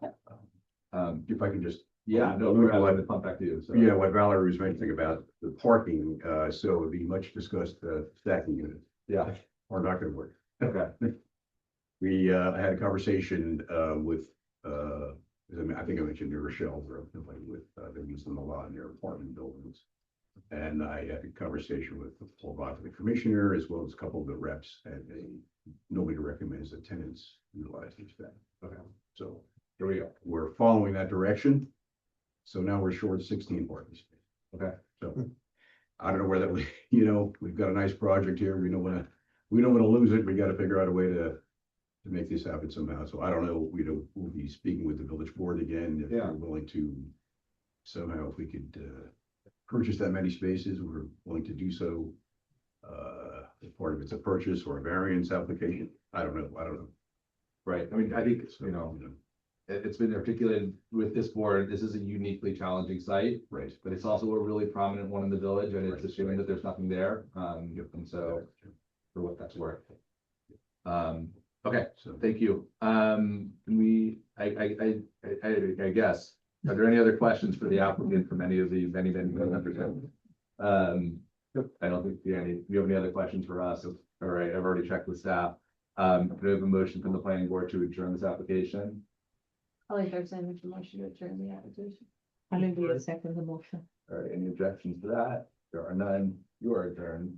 I want to thank my colleagues on the Historic Preservation Commission for joining this meeting. This has been really fun.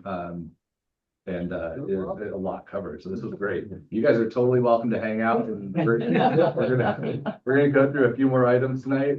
You're also welcome to go home. Before you break, I just want to talk about process. Yeah. So because I think both applications are going to be back before both boards. So I don't know if you want to try to have another joint meeting again next month, in January, or whether at this point you're going to have, the applicants appear before the board separately. I'll just kind of, since everyone's here now, maybe have that discussion. Yeah, from HPC's point of view, I think, and it was great that Seth put it together as a joint meeting, we're for doing anything that streamlines the process. And, I think doing this again in January, if that's what it's supposed to be, together, because I don't think either of these projects, well, maybe they would be approved on the next round. I don't think so. But, if it's to have more comments and feedback, I think it's useful to do it simultaneously. I agree entirely, and I think hopefully it's helpful for the applicants if they're avoiding extra meetings and kind of getting feedback at a single time from a single body. I guess, would there come a point when, I don't know if procedurally this matters, that, you have two votes in the same room at the same time, one HPC members and one planning board members, and that you could do that? I'm asking the question. I'm not sure if that's something that. I don't see why you wouldn't. Yes, you would be able to. Taryn, you don't have any reason that they wouldn't be able to, right? Yeah, as long as it's a duly noticed meeting, I don't see why not. Yeah. The only issue I could see is that maybe we have so much on our agenda, or planning does, that, HPC would want to have its own meeting because it just has so many other things on its plate. But actually, having said that, we could, Yeah, maybe we would need two meetings, one to handle what's on the HPC plate that's uniquely on the HPC plate, but then come together for these joint issues. yeah, it may be Steve. I think that's Steve. It may be that it would require HPC to meet essentially twice in 1 month, which, if that's what it takes to clear the calendar, I'm open to it. If we can get a quorum, yeah.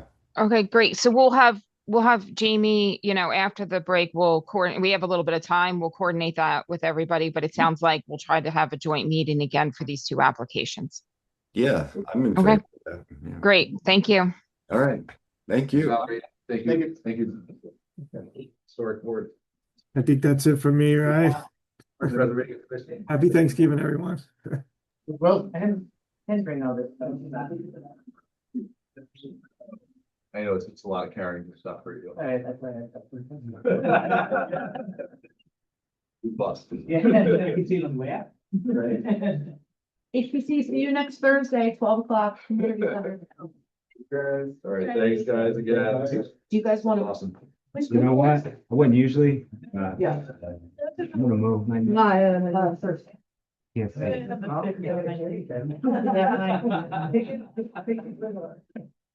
the 5th? Did I mess it up? Yeah.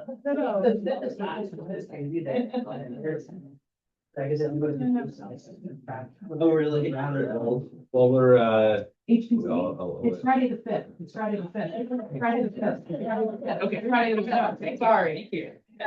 Friday, thank you. No, I it's just Friday double the checked. 5th. It's Friday the 5th. I was It's looking Friday at the Thursday, 5th. I didn't have. It's Friday the 5th. I'll just say it a few more times for those who missed it at home. It's Friday the 5th. Oh, that was Friday. So Valerie, you want to drive on down now, we're good. He's already gone. Space. You too. Much information. I know. Sorry, you can actually go on the site, it's really cool seats. Oh, drive. And the code to the fence, so you don't have to. You're gonna have to chiropractor tomorrow. Really? No, don't use one, but, That was abandoned building. I would take, probably just have Let me know when you. I had to stop, that was. The first time. Oh, thankfully. Verbal presentation. Yeah, taking that. Let's talk what I'm doing. Let's talk after. There's so much to go through and I have like three. Yeah, Oh, fine. all right, do we have 5-7 Hill Street out here? Awesome, come on up. We'll, have some background as these guys are cleaning up, but I don't want to make you guys wait anymore. Do you want to bring Mr. Buchanan over as well? Is he participating, do you know? No, he's not. Okay. Okay. So next up on the agenda, we have BAR 25-2025, which is new business. This is for 5-7 Hill Street, and this is the request is for a BAR approval for a new 2-family resident. So I will let the applicant hand it over, introduce yourself, and we'll walk through your project. Good evening. My name is Norm Bianca. I'm with Westchester Modular Construction, and we're representing Sunyoung Chang and Sung Yang, who are in contract to buy this property from Kendall Buchanan. And this sale is contingent on us getting all the approvals. So that's where, so they are the ones who've asked us to do this. We're proposing a 2-family rental property at 5-7 Hill Street, which I'm sure most of you know about, that dead end street. I believe it's off the market. It's a dead end off a dead end. It's kind of hard to, very quiet up Yeah. there. But lovely views over the Hudson on the west side. So this is a modular home, a modular 2-family. We are proposing a family on each floor, 3 bedrooms, a living area, kitchen. And both properties will have a large porch deck covered area looking towards the west, which will also be the primary entrance to the property. Last Tuesday night, we received ZBA approvals. So hopefully we can move forward tonight. Did we have the elevation and the perspectives that we did? And then is there another set of drawings just for the BAR put in place? Let's see. I have renderings. Yes, there we Okay, are. perfect. So this is more a better idea of what we're now proposing.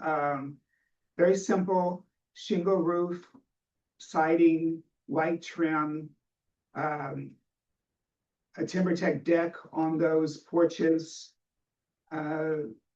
Very simple, elegant. It matches the neighborhood, goes well with the neighborhood, and I think there were some photos of the neighborhood, but I'm not for sure where they are in one of those sets. What's kind of being built there now. Like I say, this is on a dead-end street, It's kind of out by itself a little bit. Very pretty property.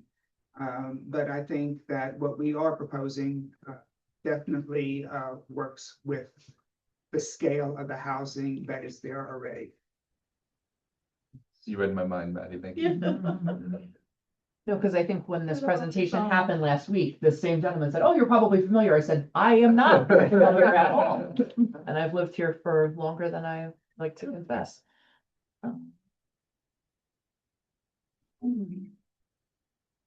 So that is the property right there looking towards the south. Okay. And that is toward the west, and it's gonna have a lovely view in the winter over the Hudson. And then, of course, that's the houses. Is there a looking- dip? Is there a dip? Pardon? Property? It's a slope, it's not really a dip. Oh. It's a slope, of course, down towards, everything slopes towards the river, so. It's a fairly flat property, and to the right in those trees is a retaining wall that is holding that property up also, so. But Is that retaining wall on the property? Or no, it is not. It is okay. not on the property. So you're coming down Broadway, you hang a left onto Market, and then you hang a right onto Hill Street. And it's right there where that, Yeah. Never would have known it was there. And so that's the building, the cable works, the Mhm. wire, Oh, above it, below it there? yeah, Metallized, okay, it's the storage center, yeah.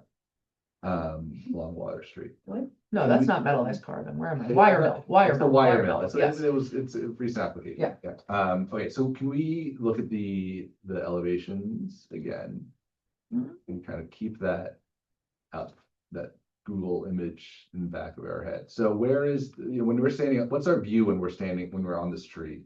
When you're on the street, that first one, perspective looking southwest.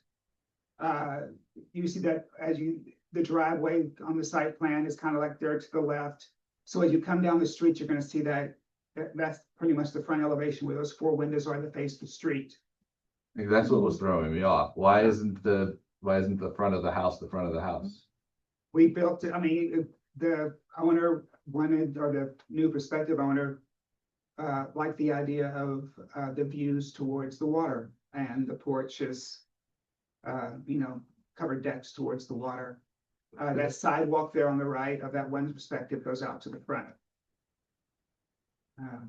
Goes out to the front street. It's almost like the two rear facades are what's facing the street. I'm reading this correctly, right? The top right. The top left is that facing? Yeah, right, so Where it's the kind 4 of, windows are, Yeah. yeah. It's- where the 4 windows are face the Right, street. but that view right there is like, you're driving down the street and the house looks like a 6-windowed house. Right faces the street. Yeah, Well, top right faces the street also, but it also the right side of it faces west. The So, top right faces, I guess, that retaining wall, Yes. right? So you would never really see that, you'd never approach that unless you were No, you would not coming approach up the hill.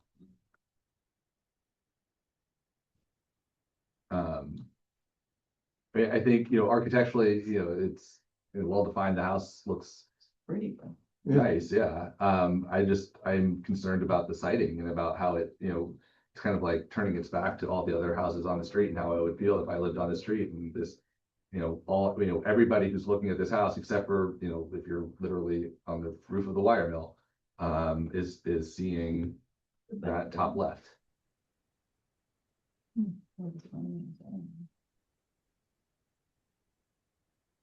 Beyond that, I mean, it's a big comment, but that's kind of my thought, but I would like to, I know you. Changes. So they're not seeing the big blanks. I see it's because they're not straight on. You're not, I'm sorry, I'm Dean with Westchester Mars Home. You're not looking at, see, when you're looking at it on an angle, I see what you're saying. You think you're seeing that big blank piece. Right. No window, you're not. It's the gable end. You're seeing that in that top left corner, you're seeing that gable end with 4 windows facing the street. Yeah, but that's it. No, I totally get it. And it's not it's a perspective rendering. So that like is the view that you're getting as you're standing there and pulling up to the house, right? So the actual the beautiful part of the house is really never seen. Yeah. Which it just So seemed. the reasoning for that was structurally when we built it, if I put on the staircase from that gable end facing forward, I put the staircase inside. And that main staircase takes up quite a bit of room on that small footprint, and the lot size is already reduced. And so with our FAR and everything else calculated, we can't really increase the envelope. So the solution was like a twofold solution, which is to accommodate a view of the river, which is beautiful, and then also to avoid having that added space taken away from the floor plan by having the staircase inside. So it was a solution that worked great. I think the view with the 4 windows, outside of having a door on that gable end, it looks like the front of the house. It's just a gable facing forward house. Yeah, I guess outside- Seth, being that it's at the end of a dead end, how many people are passing by anyway? And the guy who's selling the property is the neighbor. I guess, I mean, from the perspective of just all the way homes have traditionally been sited on vacant parcels of land. I mean, it seems like all the neighbors, the front entrances are all oriented towards the street side. I think that's a very common, factor for any house. I think that I understand what you're trying to do. I wonder if there's a way that you can, connect the house to the street frontage in a way that is, respectful of the way other houses are generally sited on the street, even though it is new construction. And I understand that they want to, to enhance and to make the most use out of that beautiful view. But perhaps there is a way, and it's cost effective, that you can have a front entrance and also the decks. And I think about the wooden staircase. I mean, you may do treks on there. That'll be exterior. It's timber deck. So perhaps, it won't, maintenance won't be a huge issue on it, but the interior staircase, of course, I think would not be exposed to the elements. And I understand that you have those constraints, but yeah, I just think really the issue is the street frontage and how it relates to the street frontage. Otherwise, I think it's a fine house. Yeah, and I realize it's a dead end, but there are other people who live on it, and there are other faces that, houses that face it. And I'm just, imagining in my neighborhood, if a house went up across the street from me and I'm kind of looking at the back of it, and it just seems off. Not the streetscape is part of the community there. Yes, I would say the other thing too is I have some experience working with 2 and 3 family homes, and although the staircase does take up some room, it's a very small footprint in terms of calming, as long as it's not, it depends on the size of the entrance that you're making, or the hallway, but No, it actually takes up a decent amount. It does take up on the floor plan. It's a relatively small floor plan, so, but to your point, outside of a door being on the front and having 4 windows facing the road, it's a gable facing building. What would you need to see on there to make you think that or make you feel like it was more fitting outside of a door? Because it's not out of the question to put a door entering there just for the lower level and not have to put a full staircase in. So, I could I'd have to look at the plans, but it might be possible to put a door on a lower level to show it as an entrance, so it feels like, this is more the front of the house, and here's the entrance. Is there anything else? A door, I mean, you go back to the streetscapes, that was just like really telling, right? You go kind of walk back up the street and look back down towards this lot, kind of from the corner there, right? Like, and just you literally do a panorama, right? The street on every one of those buildings is not just, it's a door and some sort of a porch or a covered roof. And I think if the upper level is still accessed from that, from that staircase up, from the driveway, but that lower level has a door and some sort of a porch that says this is the front of the house. And I'm not trying to design this. I'm just trying to like look at all the other houses there and what. Yeah, they have little porticos. Yeah. They have little porticos over the top and front door. I've seen others that had porches similar to our other, that we're proposing on the side as their main entrance, and it just kind of zigzags. And these are old schoolhouses built in the early 1900s, 1940s, et cetera. So, I mean, they're like that one right there, that orange and yellow one, whatever, it's hard to even, if I'm not mistaken, if you scroll up a little further, it's not a real prominent, that's the door. That is a great, It's a door in the side of the basement, so. It's a porch, right, that somebody closed in, but it's a porch. All of these houses fit the same typology, almost like literally every single one. They're all oriented towards the street. And I mean, I think that, and houses, you can choose where the front yard is on certain sites, like you do have that flexibility depending on where the street, this is a tighter space. Which it really was the impetus for us putting the doors on the side we did, because it is, we needed variances. Putting a portico going forward will encroach a little further on the front street, may require additional variances. And so, given the footprint and given that, this property was approved, had variances back in 9 years ago, it was 2016. And so those variances were approved. I don't know if there was a VAR at that point. I'm not sure. I don't know if you guys had an architectural review board back 9 years ago. But it was already approved on the variances, and we weren't trying to increase the variance that we were asking for. It's the same. Just to make things very simple, same footprint, same everything. If I have to come forward with a portico, I don't know if that's gonna trigger me having to go back and get a variance on that portico coming forward now, so. And again, as Norm pointed out, this is a situation where the buyer of the land has an offer contingent upon the approval. So we've been going through this for a little while. Those timelines are coming up. The variance the night we asked last week, we got it that first night. We were optimistic that we would have the same tonight. If there's anything we can do, and contingent upon us making some alterations, because I know there's no meeting next month, and then it pushes into January, which really, it may just kibosh the whole deal altogether. Yeah, And just to weigh in really quickly, one of the variances the zoning board did grant was a front yard setback variance. So if something on the front yard setback is proposed that encroaches even further into the front yard, the applicant will have to go back to the zoning board for an amended variance. Thanks, Taryn. Yeah, I mean, look, our board it's a relatively limited role here, right? We're looking at, kind of unreasonable sameness or excessive likeness or difference. Right? You don't want a house that looks too similar or too different. I think, and then the other portion of it is looking at how it could potentially negatively impact neighboring properties. And I am worried just about the kind of the difference insofar as the way that it is, its orientation is different from every house in that area, and not just in a kind of a quirky fun way. It's you're living in that neighborhood. There's I don't know, it feels like you're turning your back to the rest to everybody else. And I think having that entrance fit on the street, make it look nice. If I'm living across the street, kind of that curb appeal, I'm trying to sell my house and someone comes up to it and that's what they're looking at. It's weird. And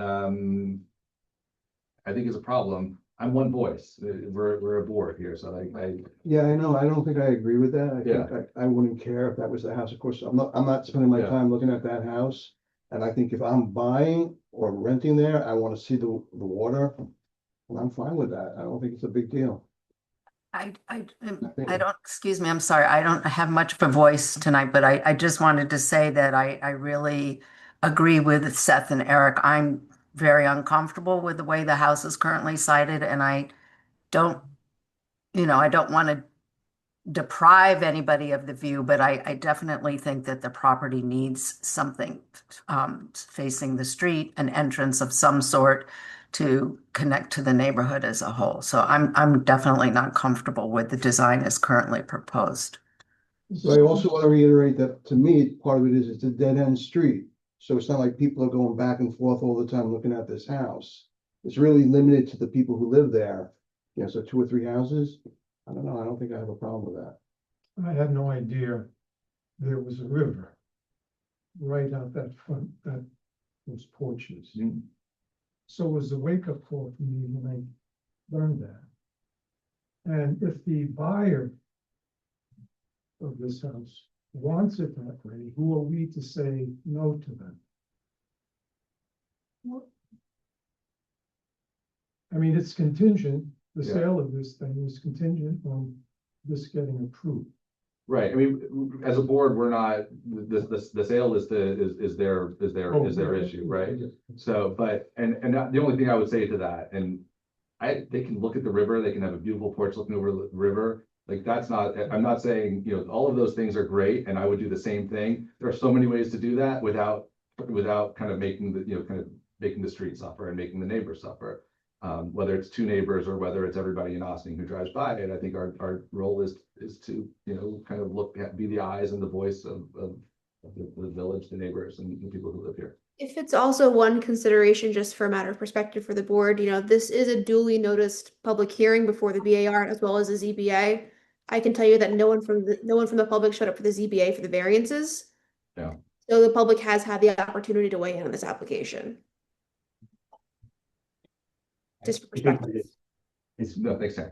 just trying to balance like giving like good feedback without waylaying your project. Like, I understand you've got the mechanics of everything that's happening in terms of the sale and the buyer, and don't, this is not my business, but actually I don't want to delay it or cause any problems. We just want to give feedback that's going to improve the project. So at the end of the day, when people are seeing this project, and I understand that some of the other homes they're in all the conditions that they're in, existing conditions, but this is going to be new. So if you can enhance the neighborhood, how can you do that without making yourself go back through the ZBA? We don't want you to. And I can appreciate that. Thank you. And believe me, the aesthetics of the community is important. I'm for what it's worth. I'm on the Economic Development Corporation in my town. And another thankless job on the Board of Ed. It's just but I do want it to fit, and I do want, and it's gonna be a beautiful home. Nobody was gonna suffer, I think was a strong word. I don't think you're gonna suffer looking at my home.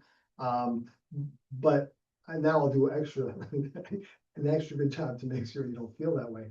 I think putting a door on the front, I don't think that is that gonna encroach on any of our variances or anything that we have.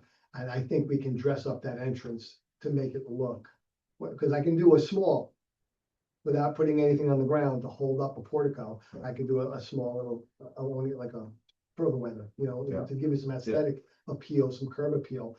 And if we dress it up like that, and I put a path coming in from the road, and it looks like, hey, this is the entrance to the house, and it gives it, I think we can achieve that same curb appeal that you're looking for. But I appreciate it. I do. I don't want anyone to feel like we're looking to turn our backs on the community. That's not the intent. That's right. I be a little dramatic with my language, but I'm an architect, so. Other kind of thoughts or opinions on this before we wrap up this conversation? Okay. I mean, do we have a consensus that that's, I know there's, well, and I respect that. Actually, it's nice that we're not all saying the same thing for once, because I think sometimes we have a very similar conversation. So, but as far as asking for a little bit of additional, modification of design to show that the street is, I mean, I've heard several agree and a couple disagree with that, but I don't want to ask them to go back unless there's. No, I don't disagree with everything you said. Yeah. You're allowed to though. So, okay, so are we then saying kind of as a consensus that we like the house, but we need this additional effort to speak, kind of relate to the street. Okay. Okay. A door and a walkway. Yeah, Okay. as you described. Sure. Um, Would we be required to come back before you guys, or is that something we can do? Would,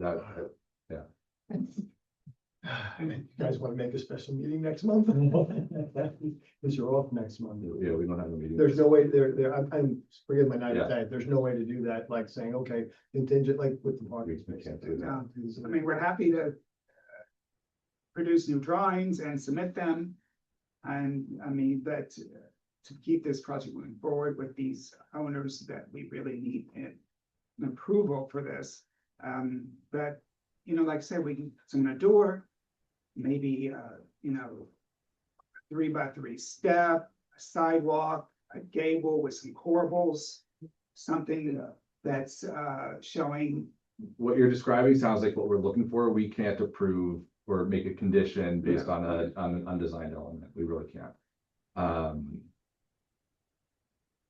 So we also haven't had a public hearing on this, which is why I was going to ask if a board member could motion to open the public hearing. Eric Talbot, to make a motion to open the public hearing. Well, Maria, second. Right, and any objections? Is there anybody here to speak to the application? I don't see anybody. Is there anybody on Zoom who would like to speak to this application? And I don't see, you can use the hand raise function. There's nobody on Zoom. So I think, can I have a motion to adjourn the public hearing? Bill Murray, motion to close the public hearing. Oh, there's some. It's adjourn. Adjourn. Yeah. So that was seconded by Holly. Any objections? None.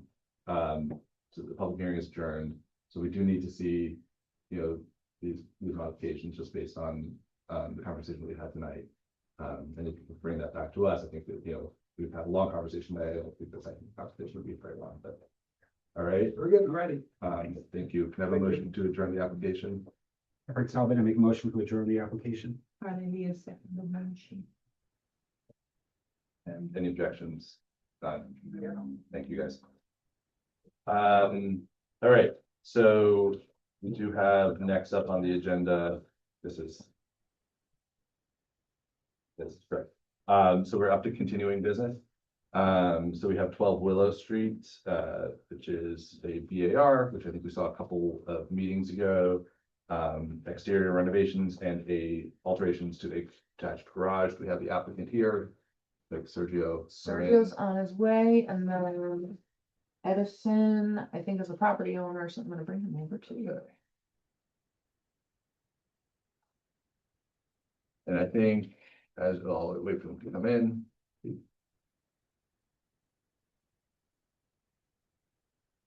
Okay, Sergio and Edison, if you can turn on your cameras and unmute. There's Sergio. Okay. All right, so welcome. So, and I'm just gonna, before you guys get into it, I just, I guess, Matt, you can ready the elevations, but we were here last time. I think we looked at some renderings, photographs. I think we wanted some clarity on the colors, and some of the materials that were being proposed, on the house and the garage. I think that's been provided. So maybe you guys can, as part of your presentation here, really just kind of go over what those new material submissions are. And then we can have a quick conversation with the board. Okay, so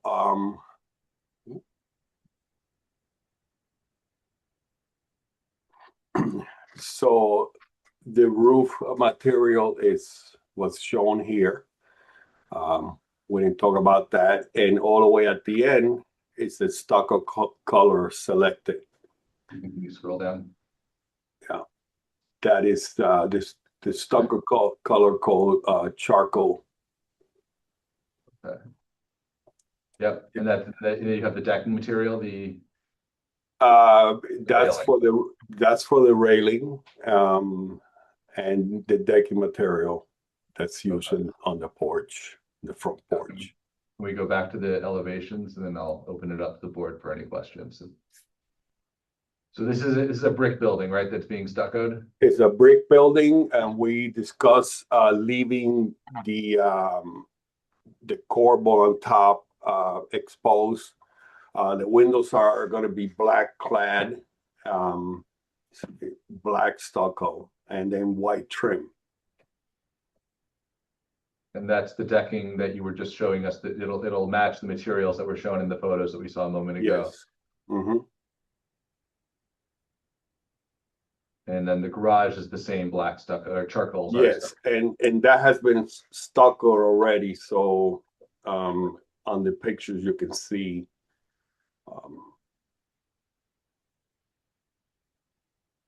Yeah, so that's the color of the stucco and the trim. All right, questions from the board?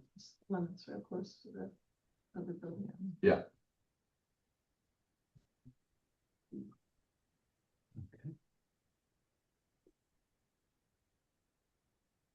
And that's the side elevation, right? It was adjacent. That was a new elevation. So there are some windows there, but this is that very, very narrow. Yes, there's about 3 feet there. There is 3. Oh, Okay, okay. There's enough room to actually get a little work in. Fair, no. Fair enough. Well, the people next door, it's they got stuck on their house. Fair enough. That's a good point. Okay, I think that this addresses the kind of the questions that we had, and from my perspective, I would like to open this up to the board if anyone else has any questions or comments on this. I don't see any. No. Yeah, go ahead. I have a comment. I think the rendering looks good. I like that the corbels were not stuccoed over. On the whole, I think it's clear what you're presenting and what you're asking to be approved. Thank you. Great. I have a motion to reopen the public hearing on the application. I'll first make a motion to reopen the public hearing. Second. Any objections? I don't hear any. We're now in a public hearing. Is there anybody from the public to speak to this application? I don't see anybody. Is there anybody on Zoom? There is nobody on Zoom. Can I have a motion to close this time of the public hearing? Eric Talbot, I make a motion to close the public hearing. I'm gonna be a second the motion. Right, any objections to that? There are none. The public hearing is closed, and I don't think there's really any conditions. I think this has been documented. It's straightforward. Can I have a motion to approve the application? I need a motion to approve this application. First and a second motion. And we will do a roll call. Is everyone able to vote? Is everyone able to vote? I have 1, 2, 3, 4, 5, 6, 7. Oh, and Michael. So, alternates. I don't remember. Last time. Well, I haven't been here for a couple of months. Okay. So it should be me. He's a lawyer. He's just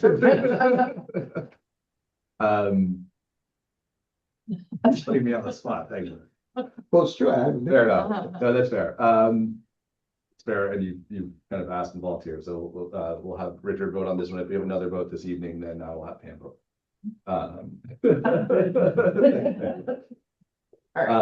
Roll call. I didn't realize we were above a quorum. That's actually pretty. That's awesome. It is Good bonus. Yeah. All right, Holly Thurston, Yes. Eric Talbot, Aye. Rich Klein. Yes. Carla Elliott. Aye. Phil Maria. Aye. Michael Aronson. Aye. And Cheryl. Aye. Very good. Motion carries. Good luck. And so you'll have to wait for, obviously, Joe will be writing a building permit based on after the resolution for this approval is passed. So that you still have that process to go through, but this is something checked off your list here. Okay, thank you. All right. Thank you. Good luck. Okay, so next up we have Thank you so much. thank you. 16 Lafayette. This is BAR 20-2025. And this is VAR approval of a side yard addition. So we have Gabriella here. So welcome. Hello. Introduce yourself, Gabriella, and we will have the drawings put up on the board. Gabriel Solomon, architect. Unfortunately, last time I was traveling, I was out of country, so my client came with all the samples. He told me that it was all approved, except there was some bullet points that I got. I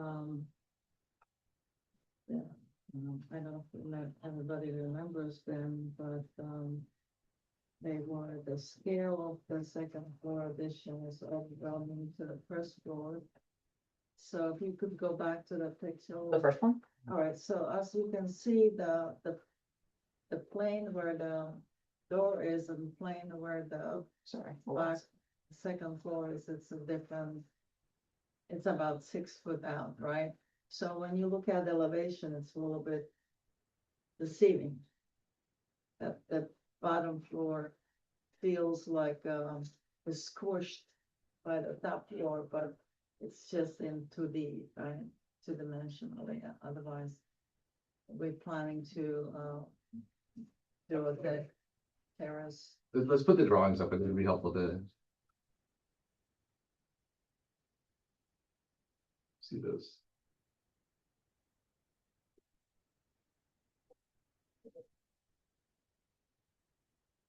I made some changes. I hope it's, improved.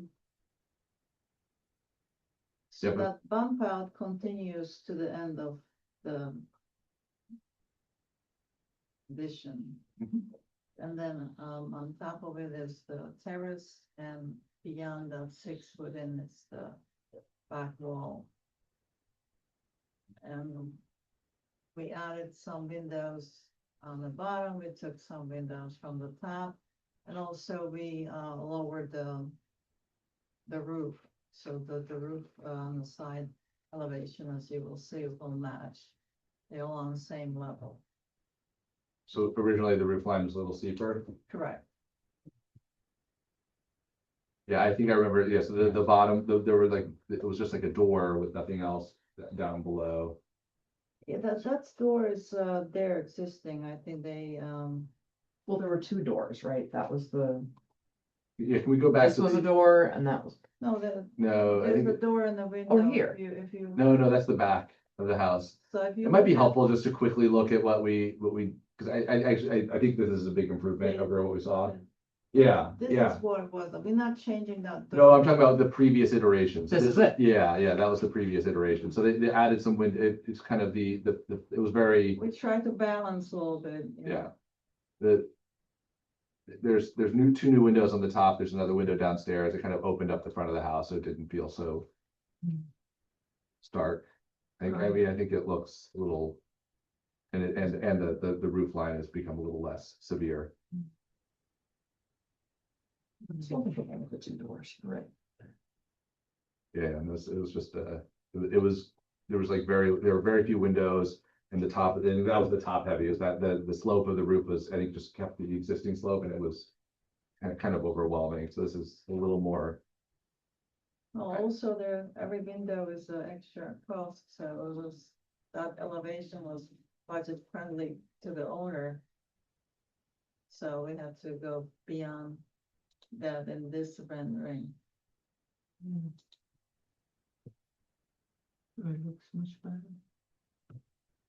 The dotted line is showing the existing roof from the previous Right. proposal, right? Okay. Oh, very I good, see. yeah. Thank you. Yeah, I think that's a very nice design. Any other questions or comments on this? I know we talked materials last go around and. Good. Right, interpret lamps, 7-foot overhangs, it's a little bit wider, Yeah, but that does the trick. no, I think it's a great improvement. I think this looks good. Can I have a motion from the board to open the public hearing? Reopen. Eric Talbot, I make a motion to reopen the public hearing. Second. Any objections? There are none. We're now in a public hearing. Is there anybody in the room to speak to this application? Don't see anybody. Is there anybody on Zoom? There is nobody in the Zoom attendees room. Can I have a motion to close the public hearing? Well, Maria, motion to close the public hearing. My first and second. All right, any objections to that? There are none. Public hearing is closed. We will do a roll call. Pam will be voting in this one. Yeah, we should be celebrating this. Holly Thurston. Aye. Eric Talbot. Aye. Carla Elliott. Aye. Pam Nelson. Aye. Bill Maria. Aye. Michael Aronson. Aye. And Chair Boyd. Aye. All right, so Thank you very much. I think we're good. So you guys will wait for the resolution. Giving Happy Eric. Thanksgiving. Okay, so, I think we got one more here. So we're up to 81, 89 South Highland. Thank you very much for your patience with that. I'm used to it. Yeah, so, all right, so this is the applicant's reapplying for a wetlands and tree removal permit. A previously approved multifamily, development. So, I guess I'll let you give a quick update. I know that you've been for at least one other board now. And then I'll actually ask Valerie for an update from their feedback, and then we'll have a quick conversation. Thank you, Mr. Chairman, members of the board, staff, Maximilian Mahalik with the law firm of Cuddy and Vader on the behalf of the applicant. As the chairman noted, following our last appearance before you, we refer to the Environmental Advisory Committee, or excuse me, the Environmental Advisory Council. And they reviewed the project. There have been no changes from the original approval in 2022. We discussed and had a really good conversation regarding the 1-to-1 tree replacement proposed, as well as the 1.71 to the 1.75 to 1 wetland mitigation proposed. That is for mitigation in the wetland buffers.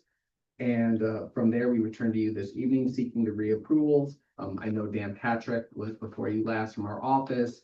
The property is under contract for sale to a party that would construct the project. And we just need this reapproval to facilitate that sale. And I thank you for your time and happy to answer any questions. Thank you much. And Valerie, can you just give us any feedback that may have been provided by the EAC?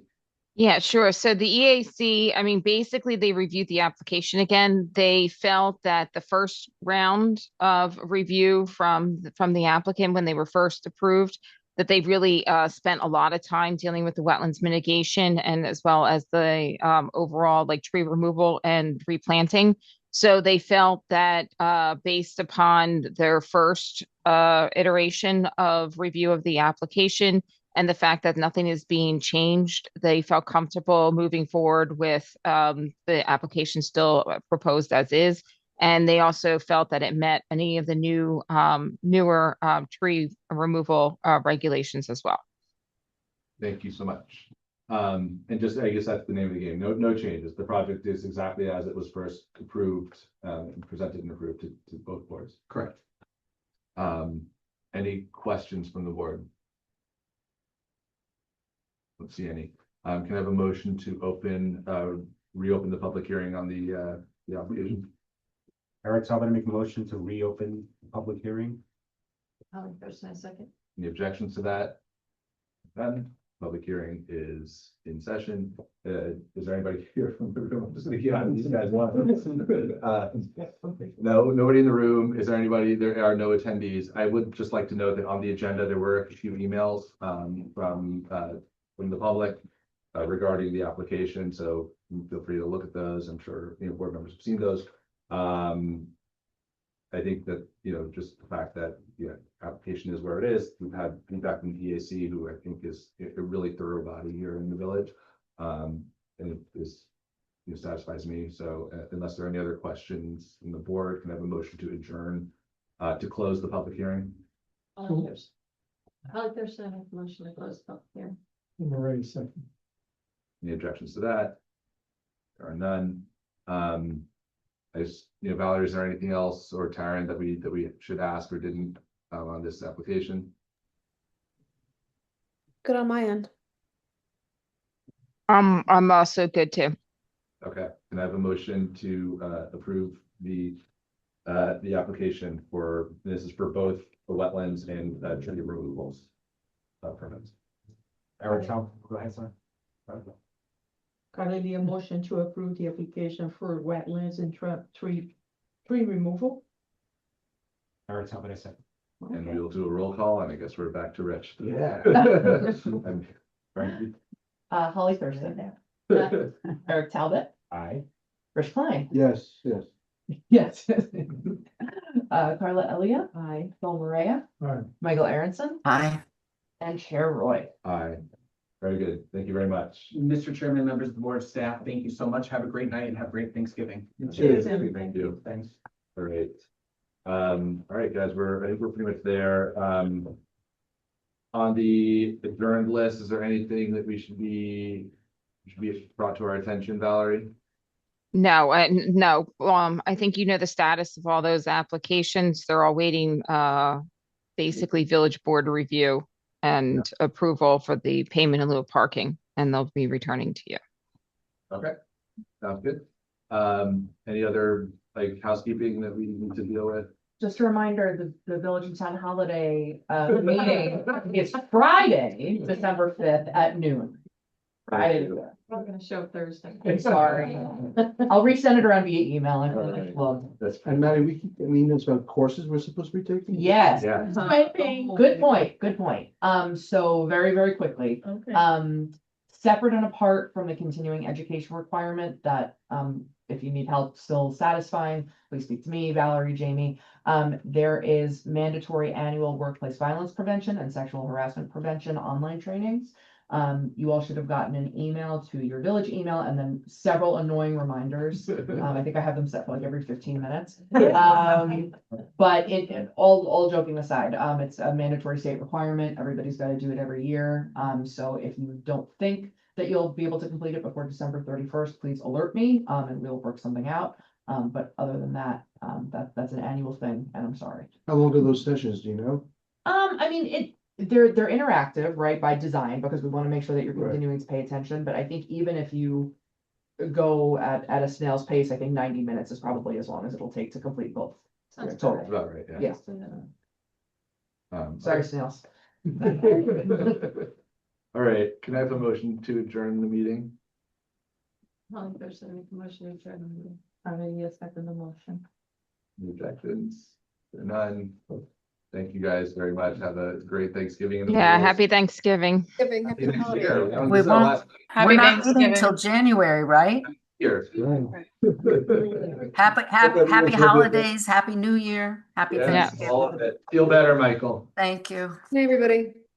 Night. Maddie, you Bye, going to that party? everybody. You going to that party?